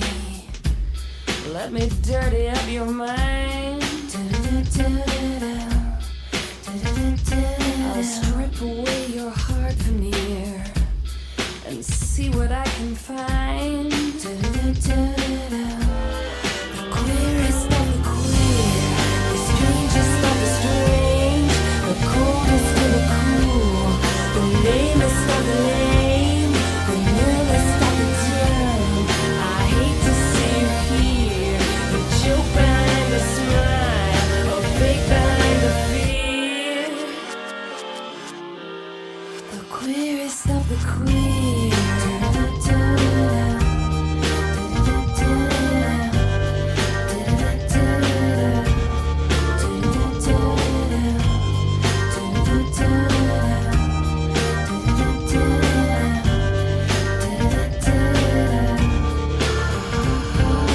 This is what he pays me for. I'll show you how it's done.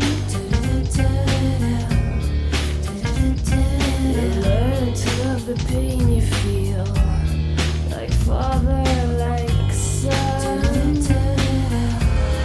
The queerest of the queer, hide inside your head. The blindest of the blind, the deadest of the dead. You're hungry 'cause you starve while holding back the tears, choking on your smile, a fake behind the fear. The queerest of the queer.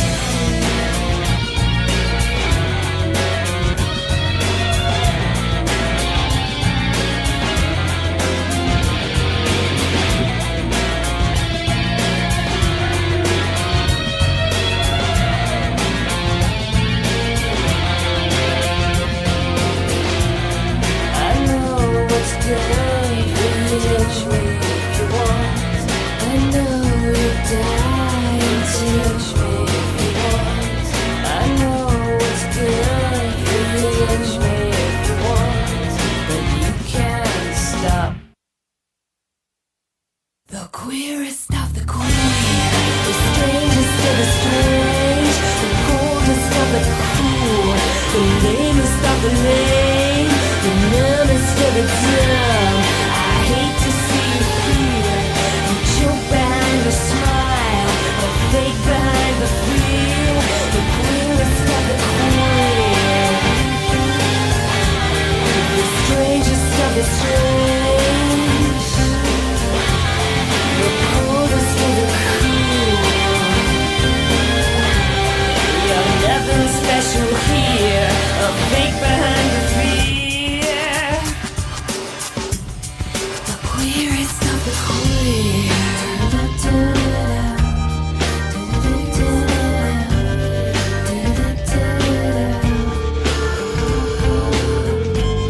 I know it's good for you. I know you're dying to. I know it's good for you. I bet you're dying to. You can touch me if you want. You can touch me if you want.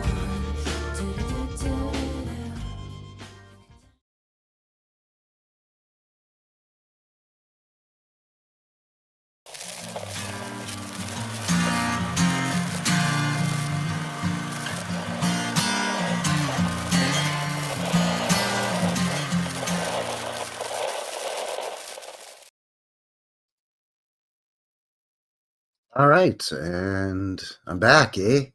We are back. Howdy, everyone. Frankie here. New West Reset.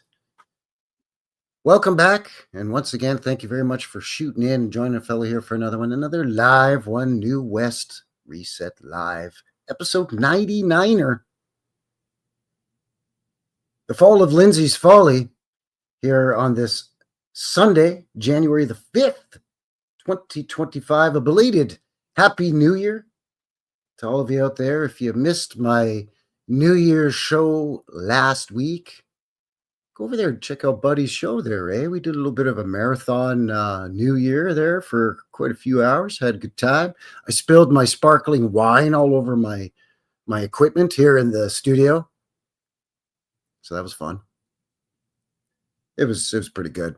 A guy got, what do the kids call it today? Lit? Turnt? Crunk? I don't know. Something like that. Anyways, thanks for joining me here. Just giving you a little sneak peek at your upcoming midweek there with the vintage footage. Yes, garbage and queer. Because when I first saw that video, I thought this is very odd. It's very strange. It's excellent. That bendy lady is very excellent. It's kind of a combination of yoga and contortionism and figure skating, pairs figure skating. Maybe with some other strange stuff mixed in there. The old world buildings painted on the backdrop in the background there was, the onion domes to make it look all like, Central Asia or the Middle East, Yeah, that's a great tune. I like Garbage too. Excellent sort of 90s, mid to late 90s band or something. But yes, I agree, hippie. Very unusual. And yes, would have been a little bit racy for its time, the 1950s. It's from some old variety show, like the Dick Van Dyke Show or something like that. I can't remember the show. I can't remember which, but it was a variety show in the 50s. Anyways, all the info will be on Wednesday. You'll have the song lyrics in the description box below the video when it goes up on Wednesday, and all that jazz. So, but yeah. It's very, like I said, she's very bendy. Cool costumes and the whole thing. He comes out as a snake charmer, and she comes down the beginning of the video. I kind of clipped it because I was like, yeah, let's get on to the bendy stuff because it's pretty cool and the acrobatics and whatnot. But at the beginning, he's playing his little Indian flute thing, and the rope goes up to the ceiling, and then she comes down the rope.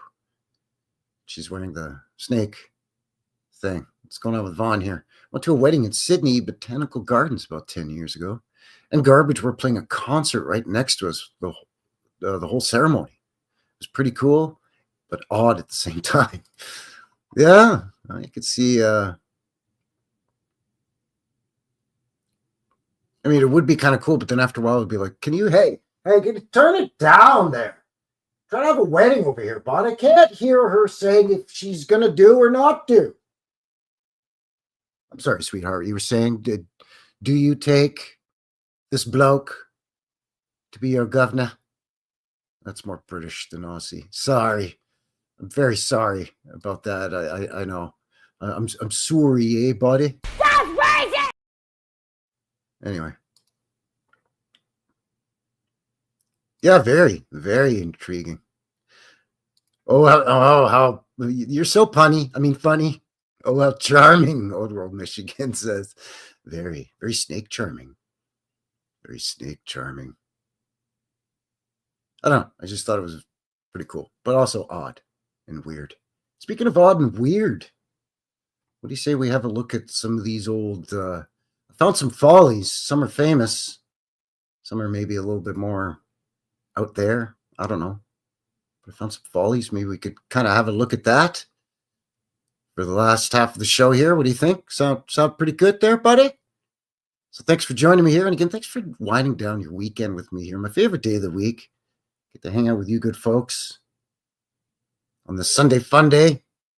So I really appreciate all of your support. And again, if you haven't already, do one of these. Just helps to push a guy out there. And again, thanks to everybody who's already shared and subscribed and whatnot.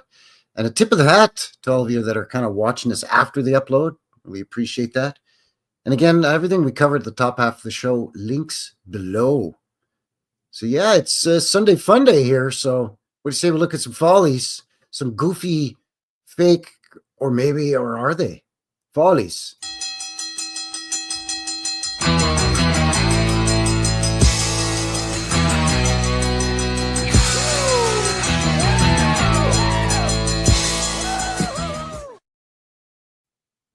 All right, so stop goofing around here now. What do you say? Let me just open up this folder here, bud. And I found some. You know what? I'm going to be honest. Right from the beginning, I should have labeled these better. So you might ask a guy, "Hey, Frankie, there, buddy, where's that from?" And a lot of these I'm going to be able to tell you. I don't know. I'm sorry, I have no idea. I'm pretty sure, but I'm not sure. If you catch my drift. Some of them we might get lucky. They may have labeled it themselves, but I was lazy. I mean, we know Fred Byrne took the photo in 2012. Thanks, Freddie. Appreciate it. But yeah, this is a Folly. Supposedly this is fake. It's just made to look like some kind of old structure. You know, they took the time to actually somehow skimmy up here or build some scaffolding and get this up here. So that's pretty good. This one I'm not buying, that it's Folly, that it's fake. I'm just not buying it. This one I think is actually an ancient structure. It's really old, so old it's got lichen and moss or whatever, grass or tufts of some kind of vegetation growing out of it. All along here too. It's got a lot of damage on it. And they'll say, well, Follies are made to look old and damaged. So the guy just, again, shimmied up here and planted some grass haphazardly all over this. Only on one side where it would get more sunlight, mind you. On the north side here, no grass is going to grow. He's that much of attention to detail, is he? To recreate some ancient structure of some sort. I don't think so. It looks like you would think that he would make a foundation and then stack all this. Unless it's a Folly built in the 1400s, I think this was an actual building. I don't think it's a Folly. I don't know. Let me know what you think.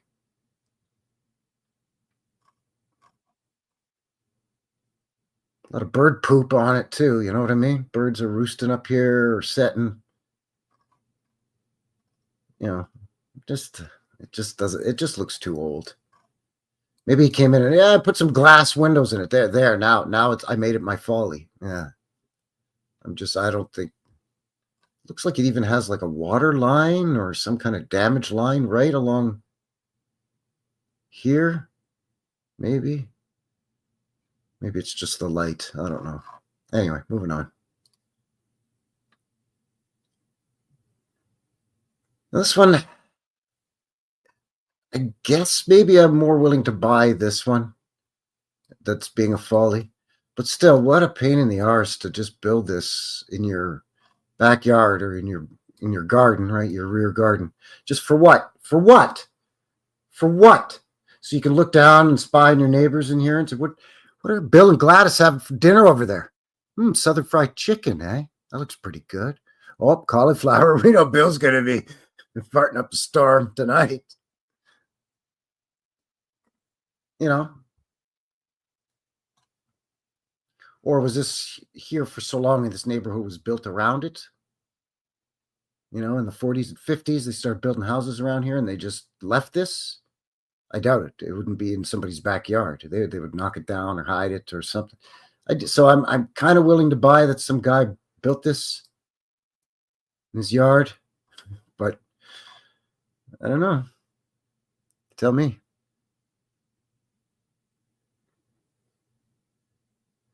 I mean, it's clearly in somebody's yard. Although there's a bit of a stone wall here. Is that part of the structure? I don't know. But anyway. I think that one had a name, by the way. This is the Bettison's Folly on Hornsea, East Yorkshire. So this is in the UK. Unless it's Yorkshire, Ontario. But I somehow think it's probably the UK.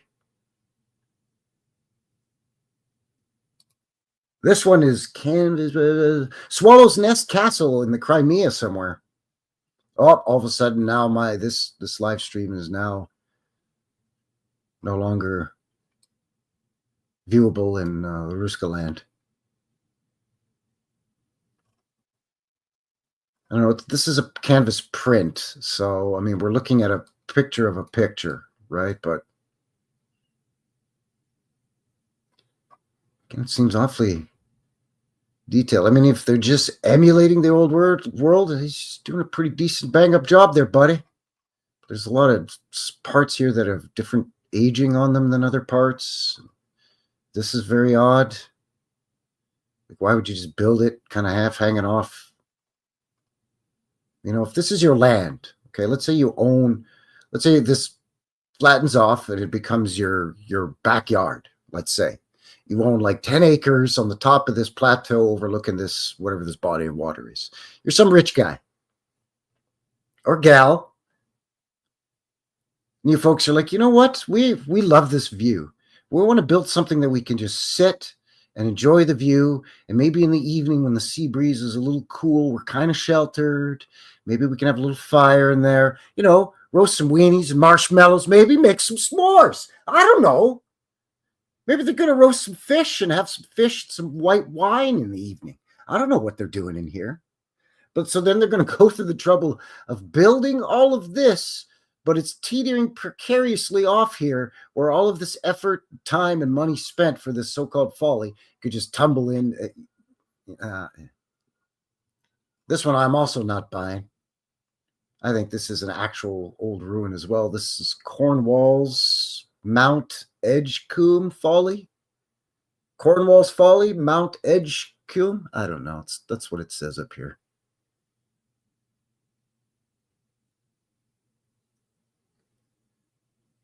But this one, I don't know. Could be. I mean, a lot of these old follies seem to have towers. A lot of them are just random towers. So it could be that maybe this one. I mean, you can't build them too high if it's for airships, right? Because then it gets just too windy. Then you can have this airship hooked onto this thing that's going to be flopping around. People are going to be terrified. You'll pop the thing. But then instead of getting a Hindenburg disaster, we'll just get a giant fart sound as all the gas comes out of the hole you popped in it.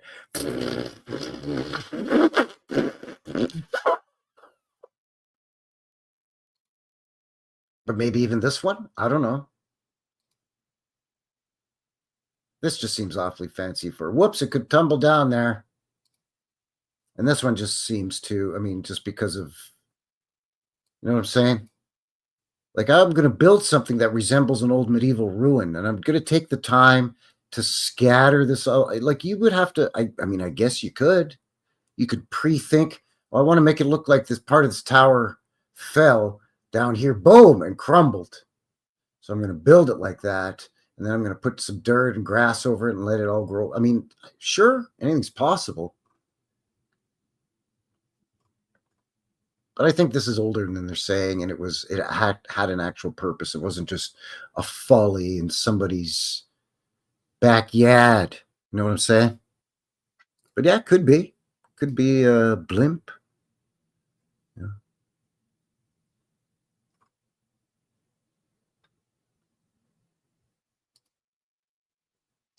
Now this one, yeah, maybe. But again, they've gone through a lot of bother, you know. This is the Henley Red Wolverton Hall Folly. I don't know. The title says Henley Red Wolverton Hall Folly Bucks. That's Wolverton Hall Folly in Henley. I'm guessing. I don't know. I'm guessing somewhere in the UK. Looks very UK-ish. Except for this. This looks almost Moorish or something. But again, this one I could sort of see some guy built this in his, maybe it's in a park. Maybe some guy built this in his yard. He's, again, got some really big house. But it's just awfully fancy.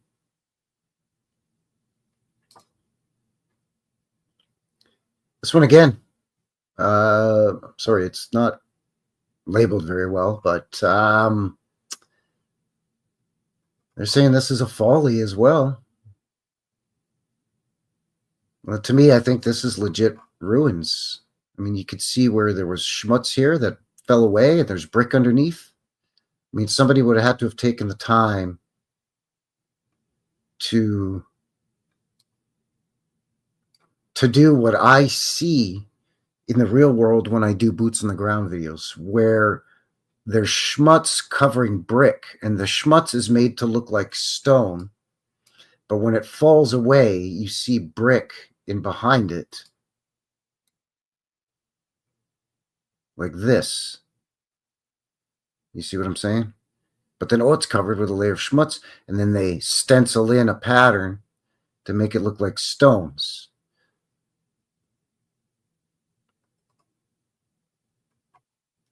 But either way, this looks pretty old. Again, just because of, the vegetation growing on it. And this looks pretty old and wet and damp. You know what I'm saying?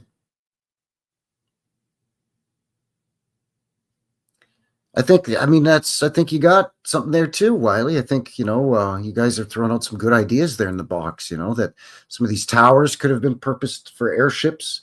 Because we do know that not only were these huge, old-timey, rigid and semi-rigid blimp-sized airships, but we also know that they were personal airships, small enough for, 2, 3, 4, 5 people.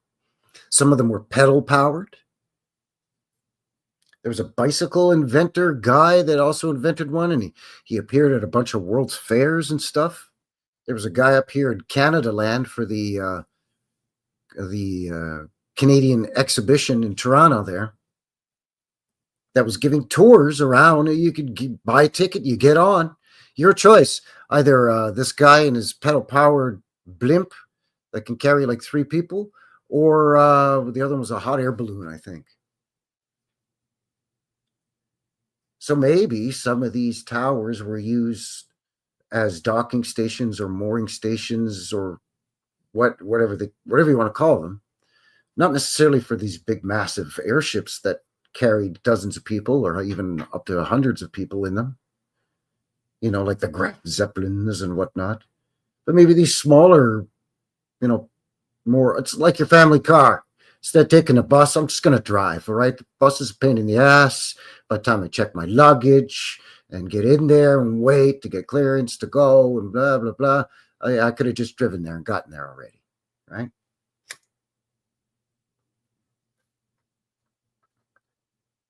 But also, I think some of these are just older than they say, and like Wiley said, they can't explain how this end up in the middle of the woods back here.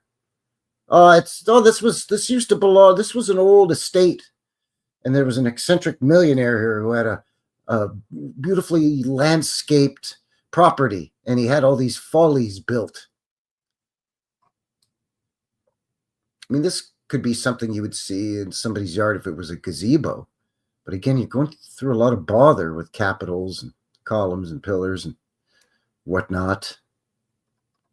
Looks like at one time that maybe they were going to try to do a dome, and then they just figured, that looks cruddy enough. It's fine.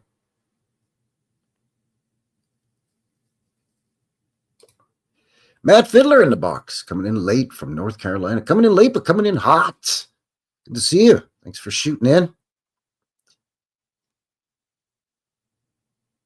This I could even see in like a cemetery or something like that. You know what I mean? So again, this one they've labeled it as, or I found it as, it's supposedly a folly. So why do you have a functioning door that goes into the lower levels? I'm assuming this is two ground levels, or is this a wall with a door through it? I'm sorry, it gets really pickolated. I'm a fella zooming in on the thing. It almost looks like it could be a wall around this, or I don't know what's going on. But if it is a folly, why build a wall around it, first of all? And if this isn't a wall, it's part of the substructure. Why is that where you put your entrance? Why would you put your entrance up here? You're just walking up and, no, put a window there. We're going to put the doorway down here. It's obviously well traveled to this door. There's a big pathway here. And again, awfully fancy. Excuse the pixelating here. but awfully fancy for, just a fake thing, just a folly, just a goof. I built it on my property. This one too. I don't know. I think this could be a legit old structure. And they can't explain this. Again, excuse me for not labeling it properly. But it could be somewhere in the realm where they can't explain it away. Like maybe this is somewhere in the US. Maybe it's somewhere up here in Canada land. I don't know. And it's kind of hard to say. Well, because they tell us, well, there aren't medieval castles in Canada or the US because it hasn't been discovered yet. There's just a bunch of wild, savage, crazy, primitive redskin Indians, wild Indians. Look out now, they'll get you. Following buffalo and whatnot, and carving totem poles. Living in teepees. You know what I'm saying? Following the herds of the mighty Tatanka. So in order to explain away why is there a medieval-looking castle turret in the middle of Ohio, or let's just say, or wherever this is, right? Well, then they have to say, oh, it's a folly. I mean, this would be a little easier to explain away if it was somewhere in the UK or in Ireland or in England. You know what I'm saying? Or in France or Scotland or, I don't know, Finland or something. They could just say, oh, it's an old medieval, remnants of an old medieval castle. And people would shrug their shoulders and go, duh, okay. So they could label this whatever they want. A folly, a legit castle, I don't know. This is that other one. I didn't organize them properly, sorry. But from another angle, you could see how they've taken the time to go, I'm going to put red brick, and then I'm going to facade it. So this is a folly, but this person has some knowledge of how these pre-reset buildings were basically given that Victorian tart up to try to emulate some of the surviving old world buildings. Or this is a legit old building.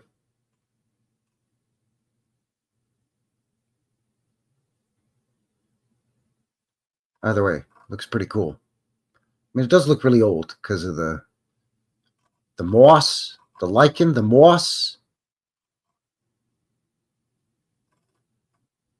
With the crud on it? I don't know.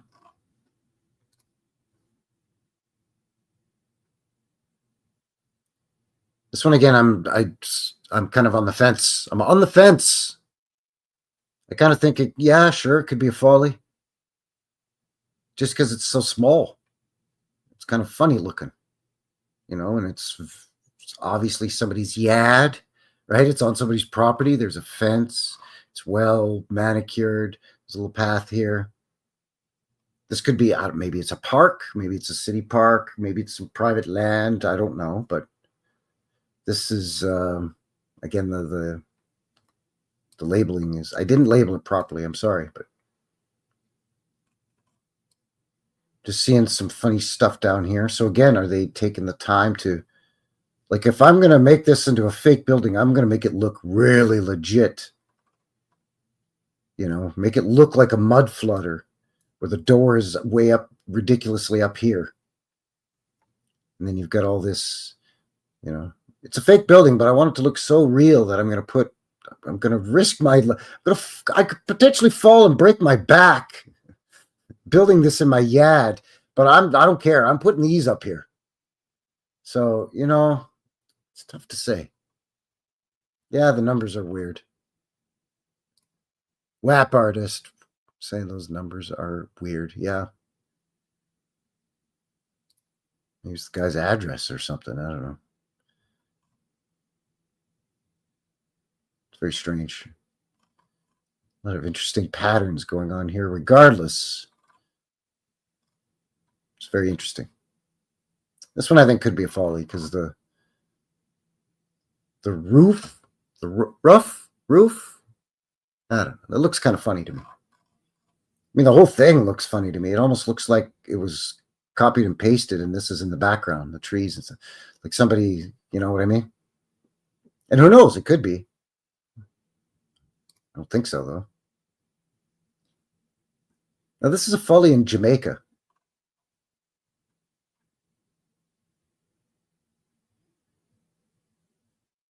If I'm not mistaken, this is a Folly in Jamaica. Now, this looks really old, man. Like there's crud and vegetation growing up on this thing.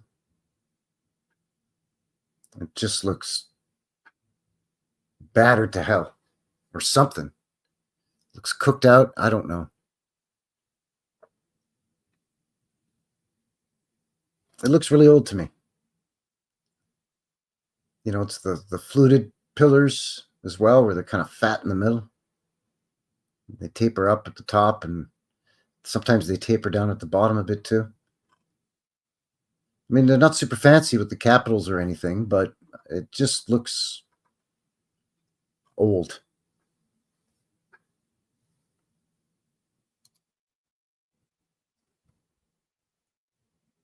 It's obviously in a city park or something. This is the Temple de l'Amour de Versailles.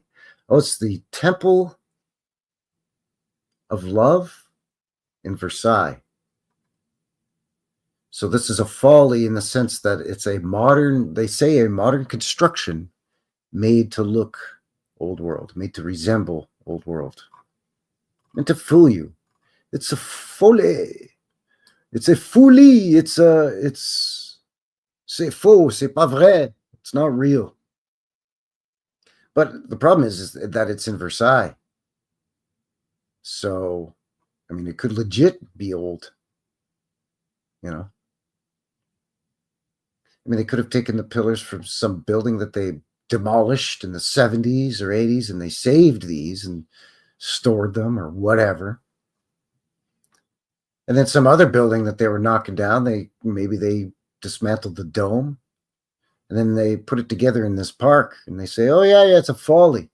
But maybe it's made out of, much like supposedly Lindsay's Folly, maybe it's made out of reused, repurposed, recycled building materials. But it's in Versailles, so it could legit be old. But I don't know. The platform that it's sitting on looks kind of crummy, so I think not. But it's definitely, again, if this is just sitting in the park, man, I wish they had stuff like this in the park where I live. Man, a couple of nice little city parks in my neighborhood. No doubt about it. No doot about it, bud. There, eh? But it ain't nothing like this. Now, this I've actually seen in somebody's backyard before, something very similar to this, but instead of brick, it was sandstone blocks, or what appeared to be sandstone. I don't know. I didn't hop onto the guy's property and go poking around. I just tried to get the best shot I could with my camera phone, but hey, look, it's a buffalo rubbing stone there. Anyway, this I think could be a Folly because it just looks kind of pretty weeny, kind of puny, and looks kind of small. So I could see how somebody built this in the yard. Again, I mean, I sort of get it. I love old world buildings too. But I don't know. I mean, I don't own a big yard and a big property. But if I did, and I had a decent sized garden and stuff in the back or a backyard or whatever, I don't know if I'd use up a lot of space building a fake crumbled old world building.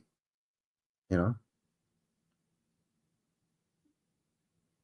I'd probably build a nice fire pit with a nice seating area, you know, maybe a nice area over here in the shade where when it's hot outside in the summer for like 3 days here in Canada land, you can like chill out in the shade in a hammock. I mean, you can't even put your lawnmower and your garden tools in here because somebody could just hop over the fence and steal them on you. Then you get stuff like this, and you're like, well, that's substantially larger in size. So this could potentially be legit, and they're trying to pass it off as a Folly. You can see by the bench in the front. I mean, this looks like it's just plunked down here. It doesn't even really match with the rest of the structure. You know, again, it's kind of hard to say. It's definitely been there a while, again, because of all the moss and whatnot, but I don't know. Some of them are pretty convincing. If they are true, you know, legit phony, you know, follies built in some guy's backyard, like tip of the hat. Some of them are pretty good, but some of them are just like, come on, man, you're not fooling anybody with that POS. You know what I'm saying? Yeah, well, that's the thing. Like, if that's in your city park, like around here, that would be covered in graffiti in a matter of days, probably hours. They'd unveil it and they'd have a big ceremony and people would clap and, you know, and then everybody would kind of go about their business. And then as soon as it got dark, some jackass with a can would tag it or something. You know what I'm saying?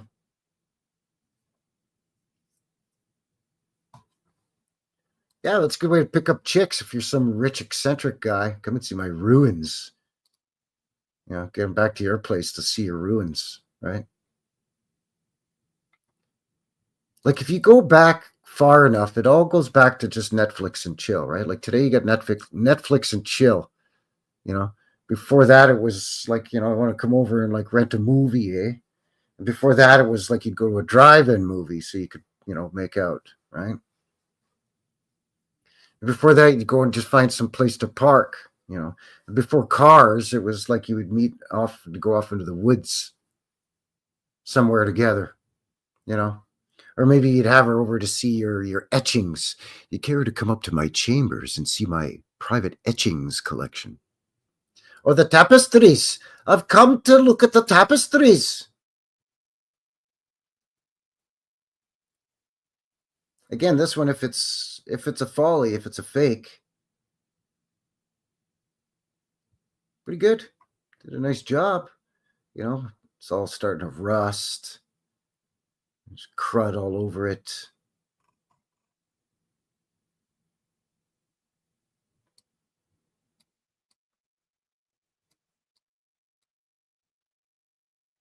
Even by, yeah, let's put some couple of questionable low mudflood openings in the bottom of this thing too, even in a buried arch window.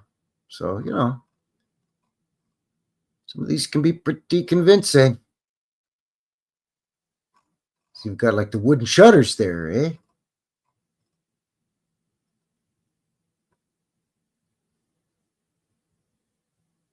So yeah, pretty tough to say. Etchings. Etchings sound very sexual. Yeah, yeah. Roger, grab my hat. Yeah, some of them it's hard to say, right? Like some of them just not a folly at all. Some of them do look very real for sure. And some of them it's like who do you think you're trying to fool with that? But yeah, apparently it was a trend, you know, according to the Wikipedia at the top of the show, it was a trend that, you know, people's tastes and, you know, admirations, you know, so much so that, you know, city parks and public areas would have them. Some guy would just build one in his yard, apparently. You know, like this is just apparently in some guy's garden, in his backyard. What do you keep in there? Oh, you know, lawnmowers and weed whacking, hedge trimming devices, extension cords, jerry cans and canteens full of gasoline to fill up the lawnmowers, you know, various herbicides and pesticides and, you know, stuff for the pool over here. Oh, so it's basically your tool shed. Yeah. It's like my landscaping tower. Seems silly. But I don't know. Some of these seem pretty legit to me. This looks like at a Highlander. This looks like Highlander's house.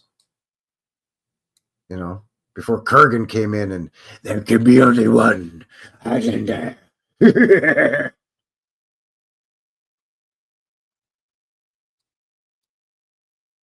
and you get a Scotsman playing a Spaniard. But that's a whole other thing. That's more of a Lucius Aurelian thing. I know he likes to pick on Christopher Lambert. By the way, LA, it's Christopher Lambert, not Christopher Lambert.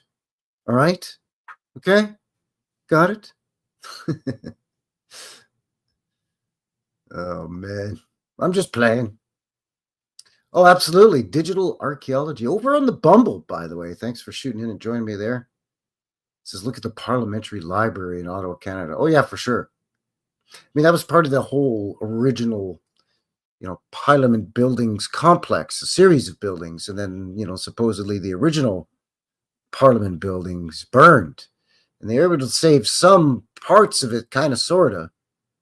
And then they had to rebuild them to what we see today, supposedly, as the Parliament buildings. But the library in behind is of the previous generation pre-fire. It survived the fire. And all that stuff. But yeah, it's fascinating. Fascinating. Actually, all of Ottawa is very fascinating. And somehow, even though there was a fire, but it didn't get completely destroyed in the fire, and they were able to sort of get it down to a point where they could sort of commence building it or start to rebuild, restart the building process again. But now they're finding that, we forgot about now they're finding old foundations that are buried under the ground, not under the building, but further, a little bit further up in the front lawns of the building and the property. Oh, these are old foundations that we forgot about. Yeah, but wait a second. I thought you said that the original Parliament buildings burned, and once you were able to get it to a certain point and save some portions of it, you just kind of restarted the building process again. So weren't you on the original foundations? No, these are the old foundations. Oh, I see. So that's how it goes, does it? I don't believe you. Yeah. But yes, definitely that whole area. Very, very interesting. Morgan is here. Isabella Live 2.0. Good to see you. Yeah. Yeah, that place is, Ottawa is amazing. The Rideau Canal is amazing. The old hotel there is amazing. Ottawa is a trip, man. Literally and figuratively. It's a mind trip, and it's just a very pleasant trip. A road trip, perhaps. Winnipeg is too. And it's too bad what they've done to Winnipeg. Winnipeg's kind of become Canada's Detroit. They just let it get all shitty on purpose. But Winnipeg in the old world was glorious. I think it was like a white city, like, the old Chicago and what have you. It was and still is a transportation hub here in Canada land. It's right, sort of what they tell us, at least when you look on a map, geographically, right, it's pretty smack dab in the middle from east to west in Canada. It's just west of the Great Lakes, so it's not a pain in the ass to have these connecting lines down into the U.S. and connect into their main transportation system. So it's amazing. So where are we at here? Wow, we coming up on 2.5 hours for a guy. So I think I'm getting ready to wind this thing down here very quickly. But before I do, just as a quick reminder, if you're new to the channel, one way or the other, not only you get a live show every Sunday here, people, every Friday, boots on the ground. And of course, as you saw a little earlier in the show with your sneak peek at your vintage footage, you get that every Wednesday, some old-timey footage, put to some good old music too, maybe it's some Canadian rock and roll.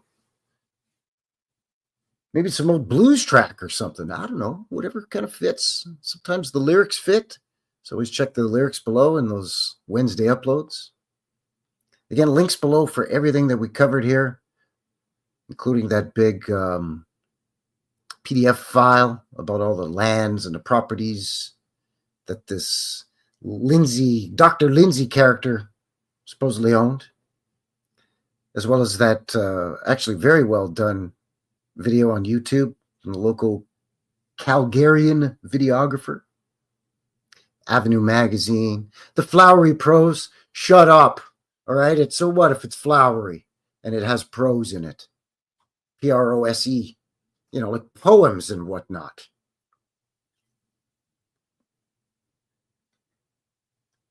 Anyway, and also I will put that link that Vaughn was kind enough to share. I'll put that down in the description below as well.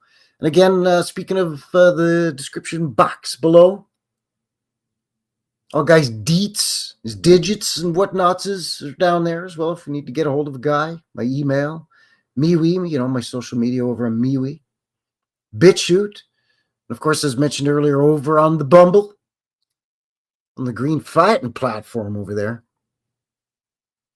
Absolutely, I agree. Digital archaeology over on the Bumble saying they're not telling us the full story. What do you think it is? How do you think those old buildings get built? Either they were built kind of sort of how they say, but they fudged the timeline so badly and compressed it so badly in some parts and stretched it so badly in some parts that there's no way that Parliament buildings like that could be built in 5 to 10 years. These are like, if that was some magnificent cathedral in Europe, they would say, well, that took them 60 years or 40 years to build. But because it's in the New World, they got to monkey around with the timeline even more than they've already monkeyed around with it for the, and when I say New World, Old World, I'm meaning like North America and Central and South America, as opposed to Europe and Asia and Africa and so on and so forth. They monkey with those timelines already. And then, supposedly, Columbus and everybody and Jacques Cartier and all them and come over here. And then all of a sudden the New World and, they got to monkey around with the timeline there too. So it's either that or they legitimately are much, much older, like the same age as what we suspect the age is of the buildings of similar design and structure back across the pond in Europe and aforementioned spots in the realm. It's crazy. Absolutely crazy.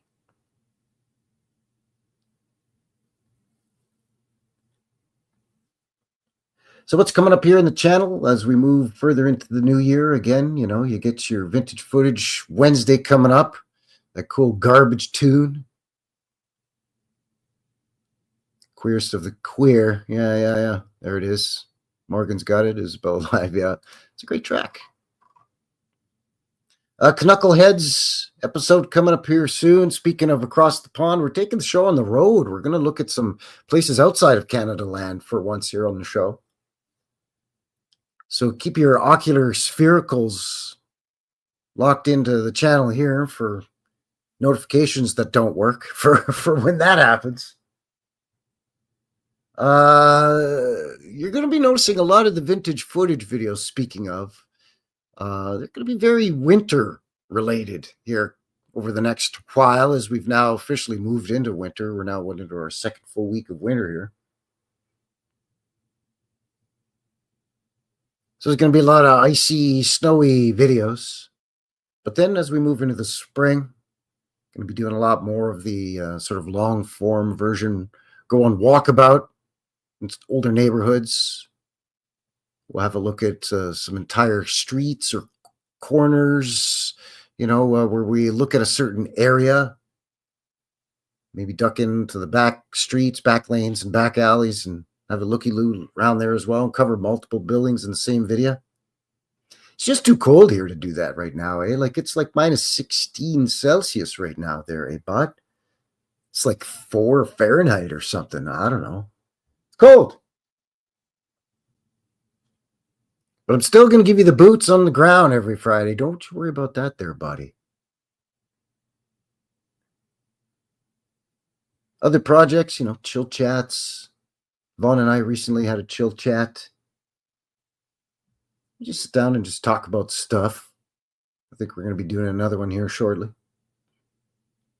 Speaking of spring, after the winter, when things warm up a little bit, and speaking of going on walkabout, I'm finally going to try to nail in a time and date to do the tour with a local Freemason.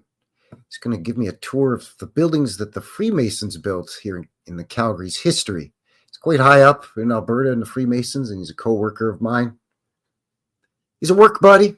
He's actually a great guy, but I think it would be interesting to get a guy who's pretty high up in the Freemasons, get a perspective on what their narrative is compared to what we like to poke holes in, compared to what the official story is. Because, the Freemason story is going to be different than the city of Calgary's story or the local museum or historical society's story. They're going to be slightly different.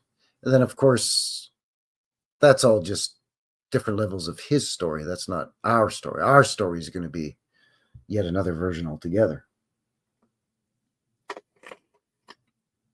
And of course, as we move from spring into summer, I'm going to go on some road trips. I've done a kind of north-south corridor a little bit here in Alberta. I've gone as far north as Edmonton. I've gone as far south as Pincher Creek. So maybe you guys are going to do the east-west thing here a little bit. Maybe check out, I don't know, go to Canmore. Maybe I'll go to Banff, people. Maybe I'll go and check out that mountain castle they call the Banff Springs Hotel. I don't know.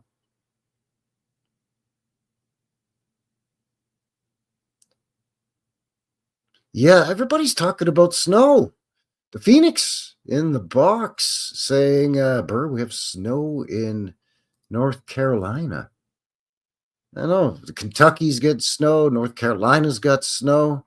Tennessee's getting snow. I know Idaho's getting snow, but Idaho is not a big surprise for Idaho to get snow. I think Wiley's got some snow down in Montana, but again, that's not a huge surprise. We got definitely winter going on up here. So yeah, it's going to be winter themed stuff for a while. Bear with a guy. Hey, what the heck? I'll throw in the odd surprise one where, I don't know, maybe I find some old footage of some guys surfing or something. We'll throw that in there it'll be like a sorbet to cleanse the palate between courses. We'll be all highfalutin and fancy. All right, so before I go here, let's see if I got any wacky stuff that we can kind of goof around with here real quick before I slide out the door. Oh, yeah.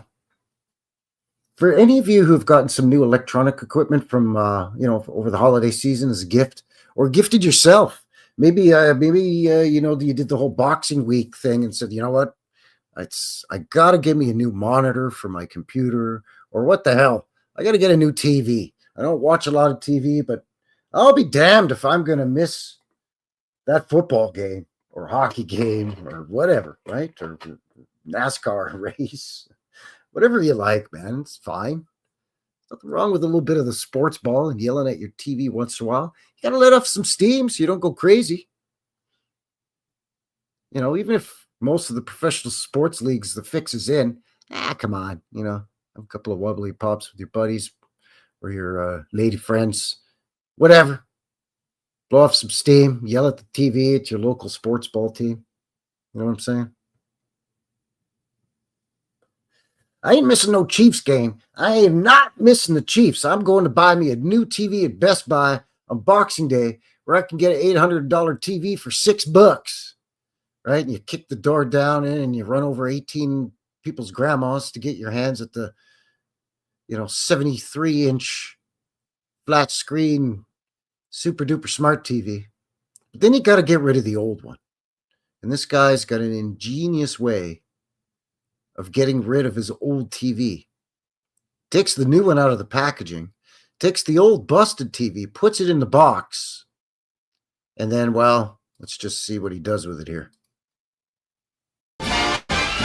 It's the most wonderful time of the year, with the kids jingle belling and everyone telling you be of good cheer. It's the most wonderful time. Yep.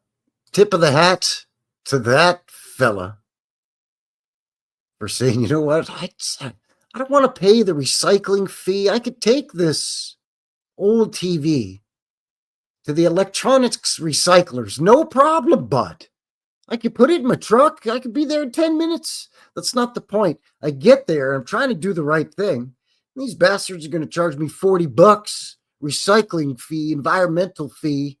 environmental disposable fee, whatever, because it's got a battery in it with lead and mercury, all kinds of stuff. Hell, I know they're going to pull all the copper out of the old thing, and they're going to make a buck off of it. So first of all, pull all your copper out of your old appliances and TVs, and then put them in the box from the new one. Put it out on your porch and let the porch pilots deal with it. Absolute genius. Absolute genius. As a champ. Absolute champ. Yeah, 500 IQ. I mean, it's pretty good. It's pretty good. Absolute genius. I could just see him sitting there, him and his wife sitting on the couch, scratching their heads, looking around, going, come on, man, how are we going to get rid of this old thing? I don't want to pay that fee. That fee's a scam. I know the city's just going to make me pay the environmental fee, and then they're just going to throw it in the landfill anyway. And one of them, either the wife looks to the husband or the husband looks to the wife and says, wait a second, I got it. I got it. You still got that box from our new TV? Yep. Just put it out on the porch. The dirty bastards will steal it for us. We'll take care of it right quick. Right quick. By the way, did any of you make a New Year's resolution? I know it's kind of, New Year's resolutions, right? Like, what am I, 23, Frankie? What am I going to make a New Year's resolution for? With all your mumbo jumbo hocus pocus. But sometimes it's good to set goals, right? Same shit, different day. But I'm going to continue being a badass. There you go. That's a New Year's resolution for the books right there. What's your New Year's resolution? Same shit, different day. Just going to continue to be a badass. Oh, man. I don't know. Maybe some people, I mean, I get it, right? Sometimes the New Year's resolution, it's like, really? Like, talk about putting pressure on myself. It's loading up undue pressure upon your own self. Like there's not already enough pressures out there on you. People already loading crap onto your back like an overladen camel or some other beast of burden. And then you're going to load more on your own back by at the stroke of midnight. I promise I'll never have another drink again as long as I live. God is my witness right here in front of my friends, family, and loved ones. Right here, I vow, I solemnly swear, I will never have another drink ever again. May the good Lord above in all his divine wisdom and judgment strike me down dead as a doornail if I put another drop of alcohol to these precious lips. The body is a temple, you see. That's why. The body is a temple. So on this glorious New Year's, my resolution, to which I shall remain resolute, is I will not have another drink. See that same son of a bitch a week later down at the tavern, drunker than a skunk, grab-assing at the waitresses. Bill, come on, what are you doing? You're drunk. Go home, Bill. I told you I ain't drunk. I promise I wasn't going to drink in front of the good Lord and the New Year's baby. And I said it and I did it. The New Year's baby was there. It was on New Year's. I grabbed that baby and I gave that New Year's baby a look right in the eye. And I said, good Lord, New Year's baby Jesus, I promise I will not drink. And I ain't drinking. Really? Then why do you smell like straight bourbon? You're just jealous. Because I'm trying to make time with Darlene over here. You know what I'm saying? You don't want to do that. But sometimes, like I said before, it's good to have goals. Maybe you just want to get in shape. Maybe you got a couple of pounds to lose. Or maybe it's not so much the weight.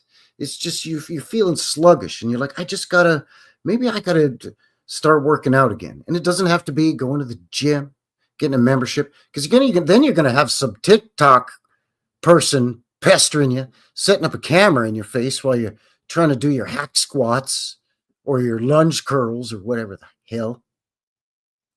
But I don't know, maybe just ride a bike, go for a walk after dinner on a nice cool evening, whatever. Something just a little bit more active, just to get the blood circulating a little bit. You don't have to run marathons. You don't have to, I don't know, go to a kumite. Telling you right now, bud, I'm the wrong dude, okay? This, that's what it is, bud. Listen, I don't want to hurt you. Kumite, have you ever heard of a kumite? 1987 kumite champion right here, bud. These right here, go that way. That's all I'm saying is sometimes it's good to have a goal. That's all. You just want to have a goal, something to shoot for. You don't have to shoot for the stars now. You don't have to reach for that brass ring all in one go. Sometimes it's just little baby steps. But, it's good to just at least try a little something. I wet my jockeys here.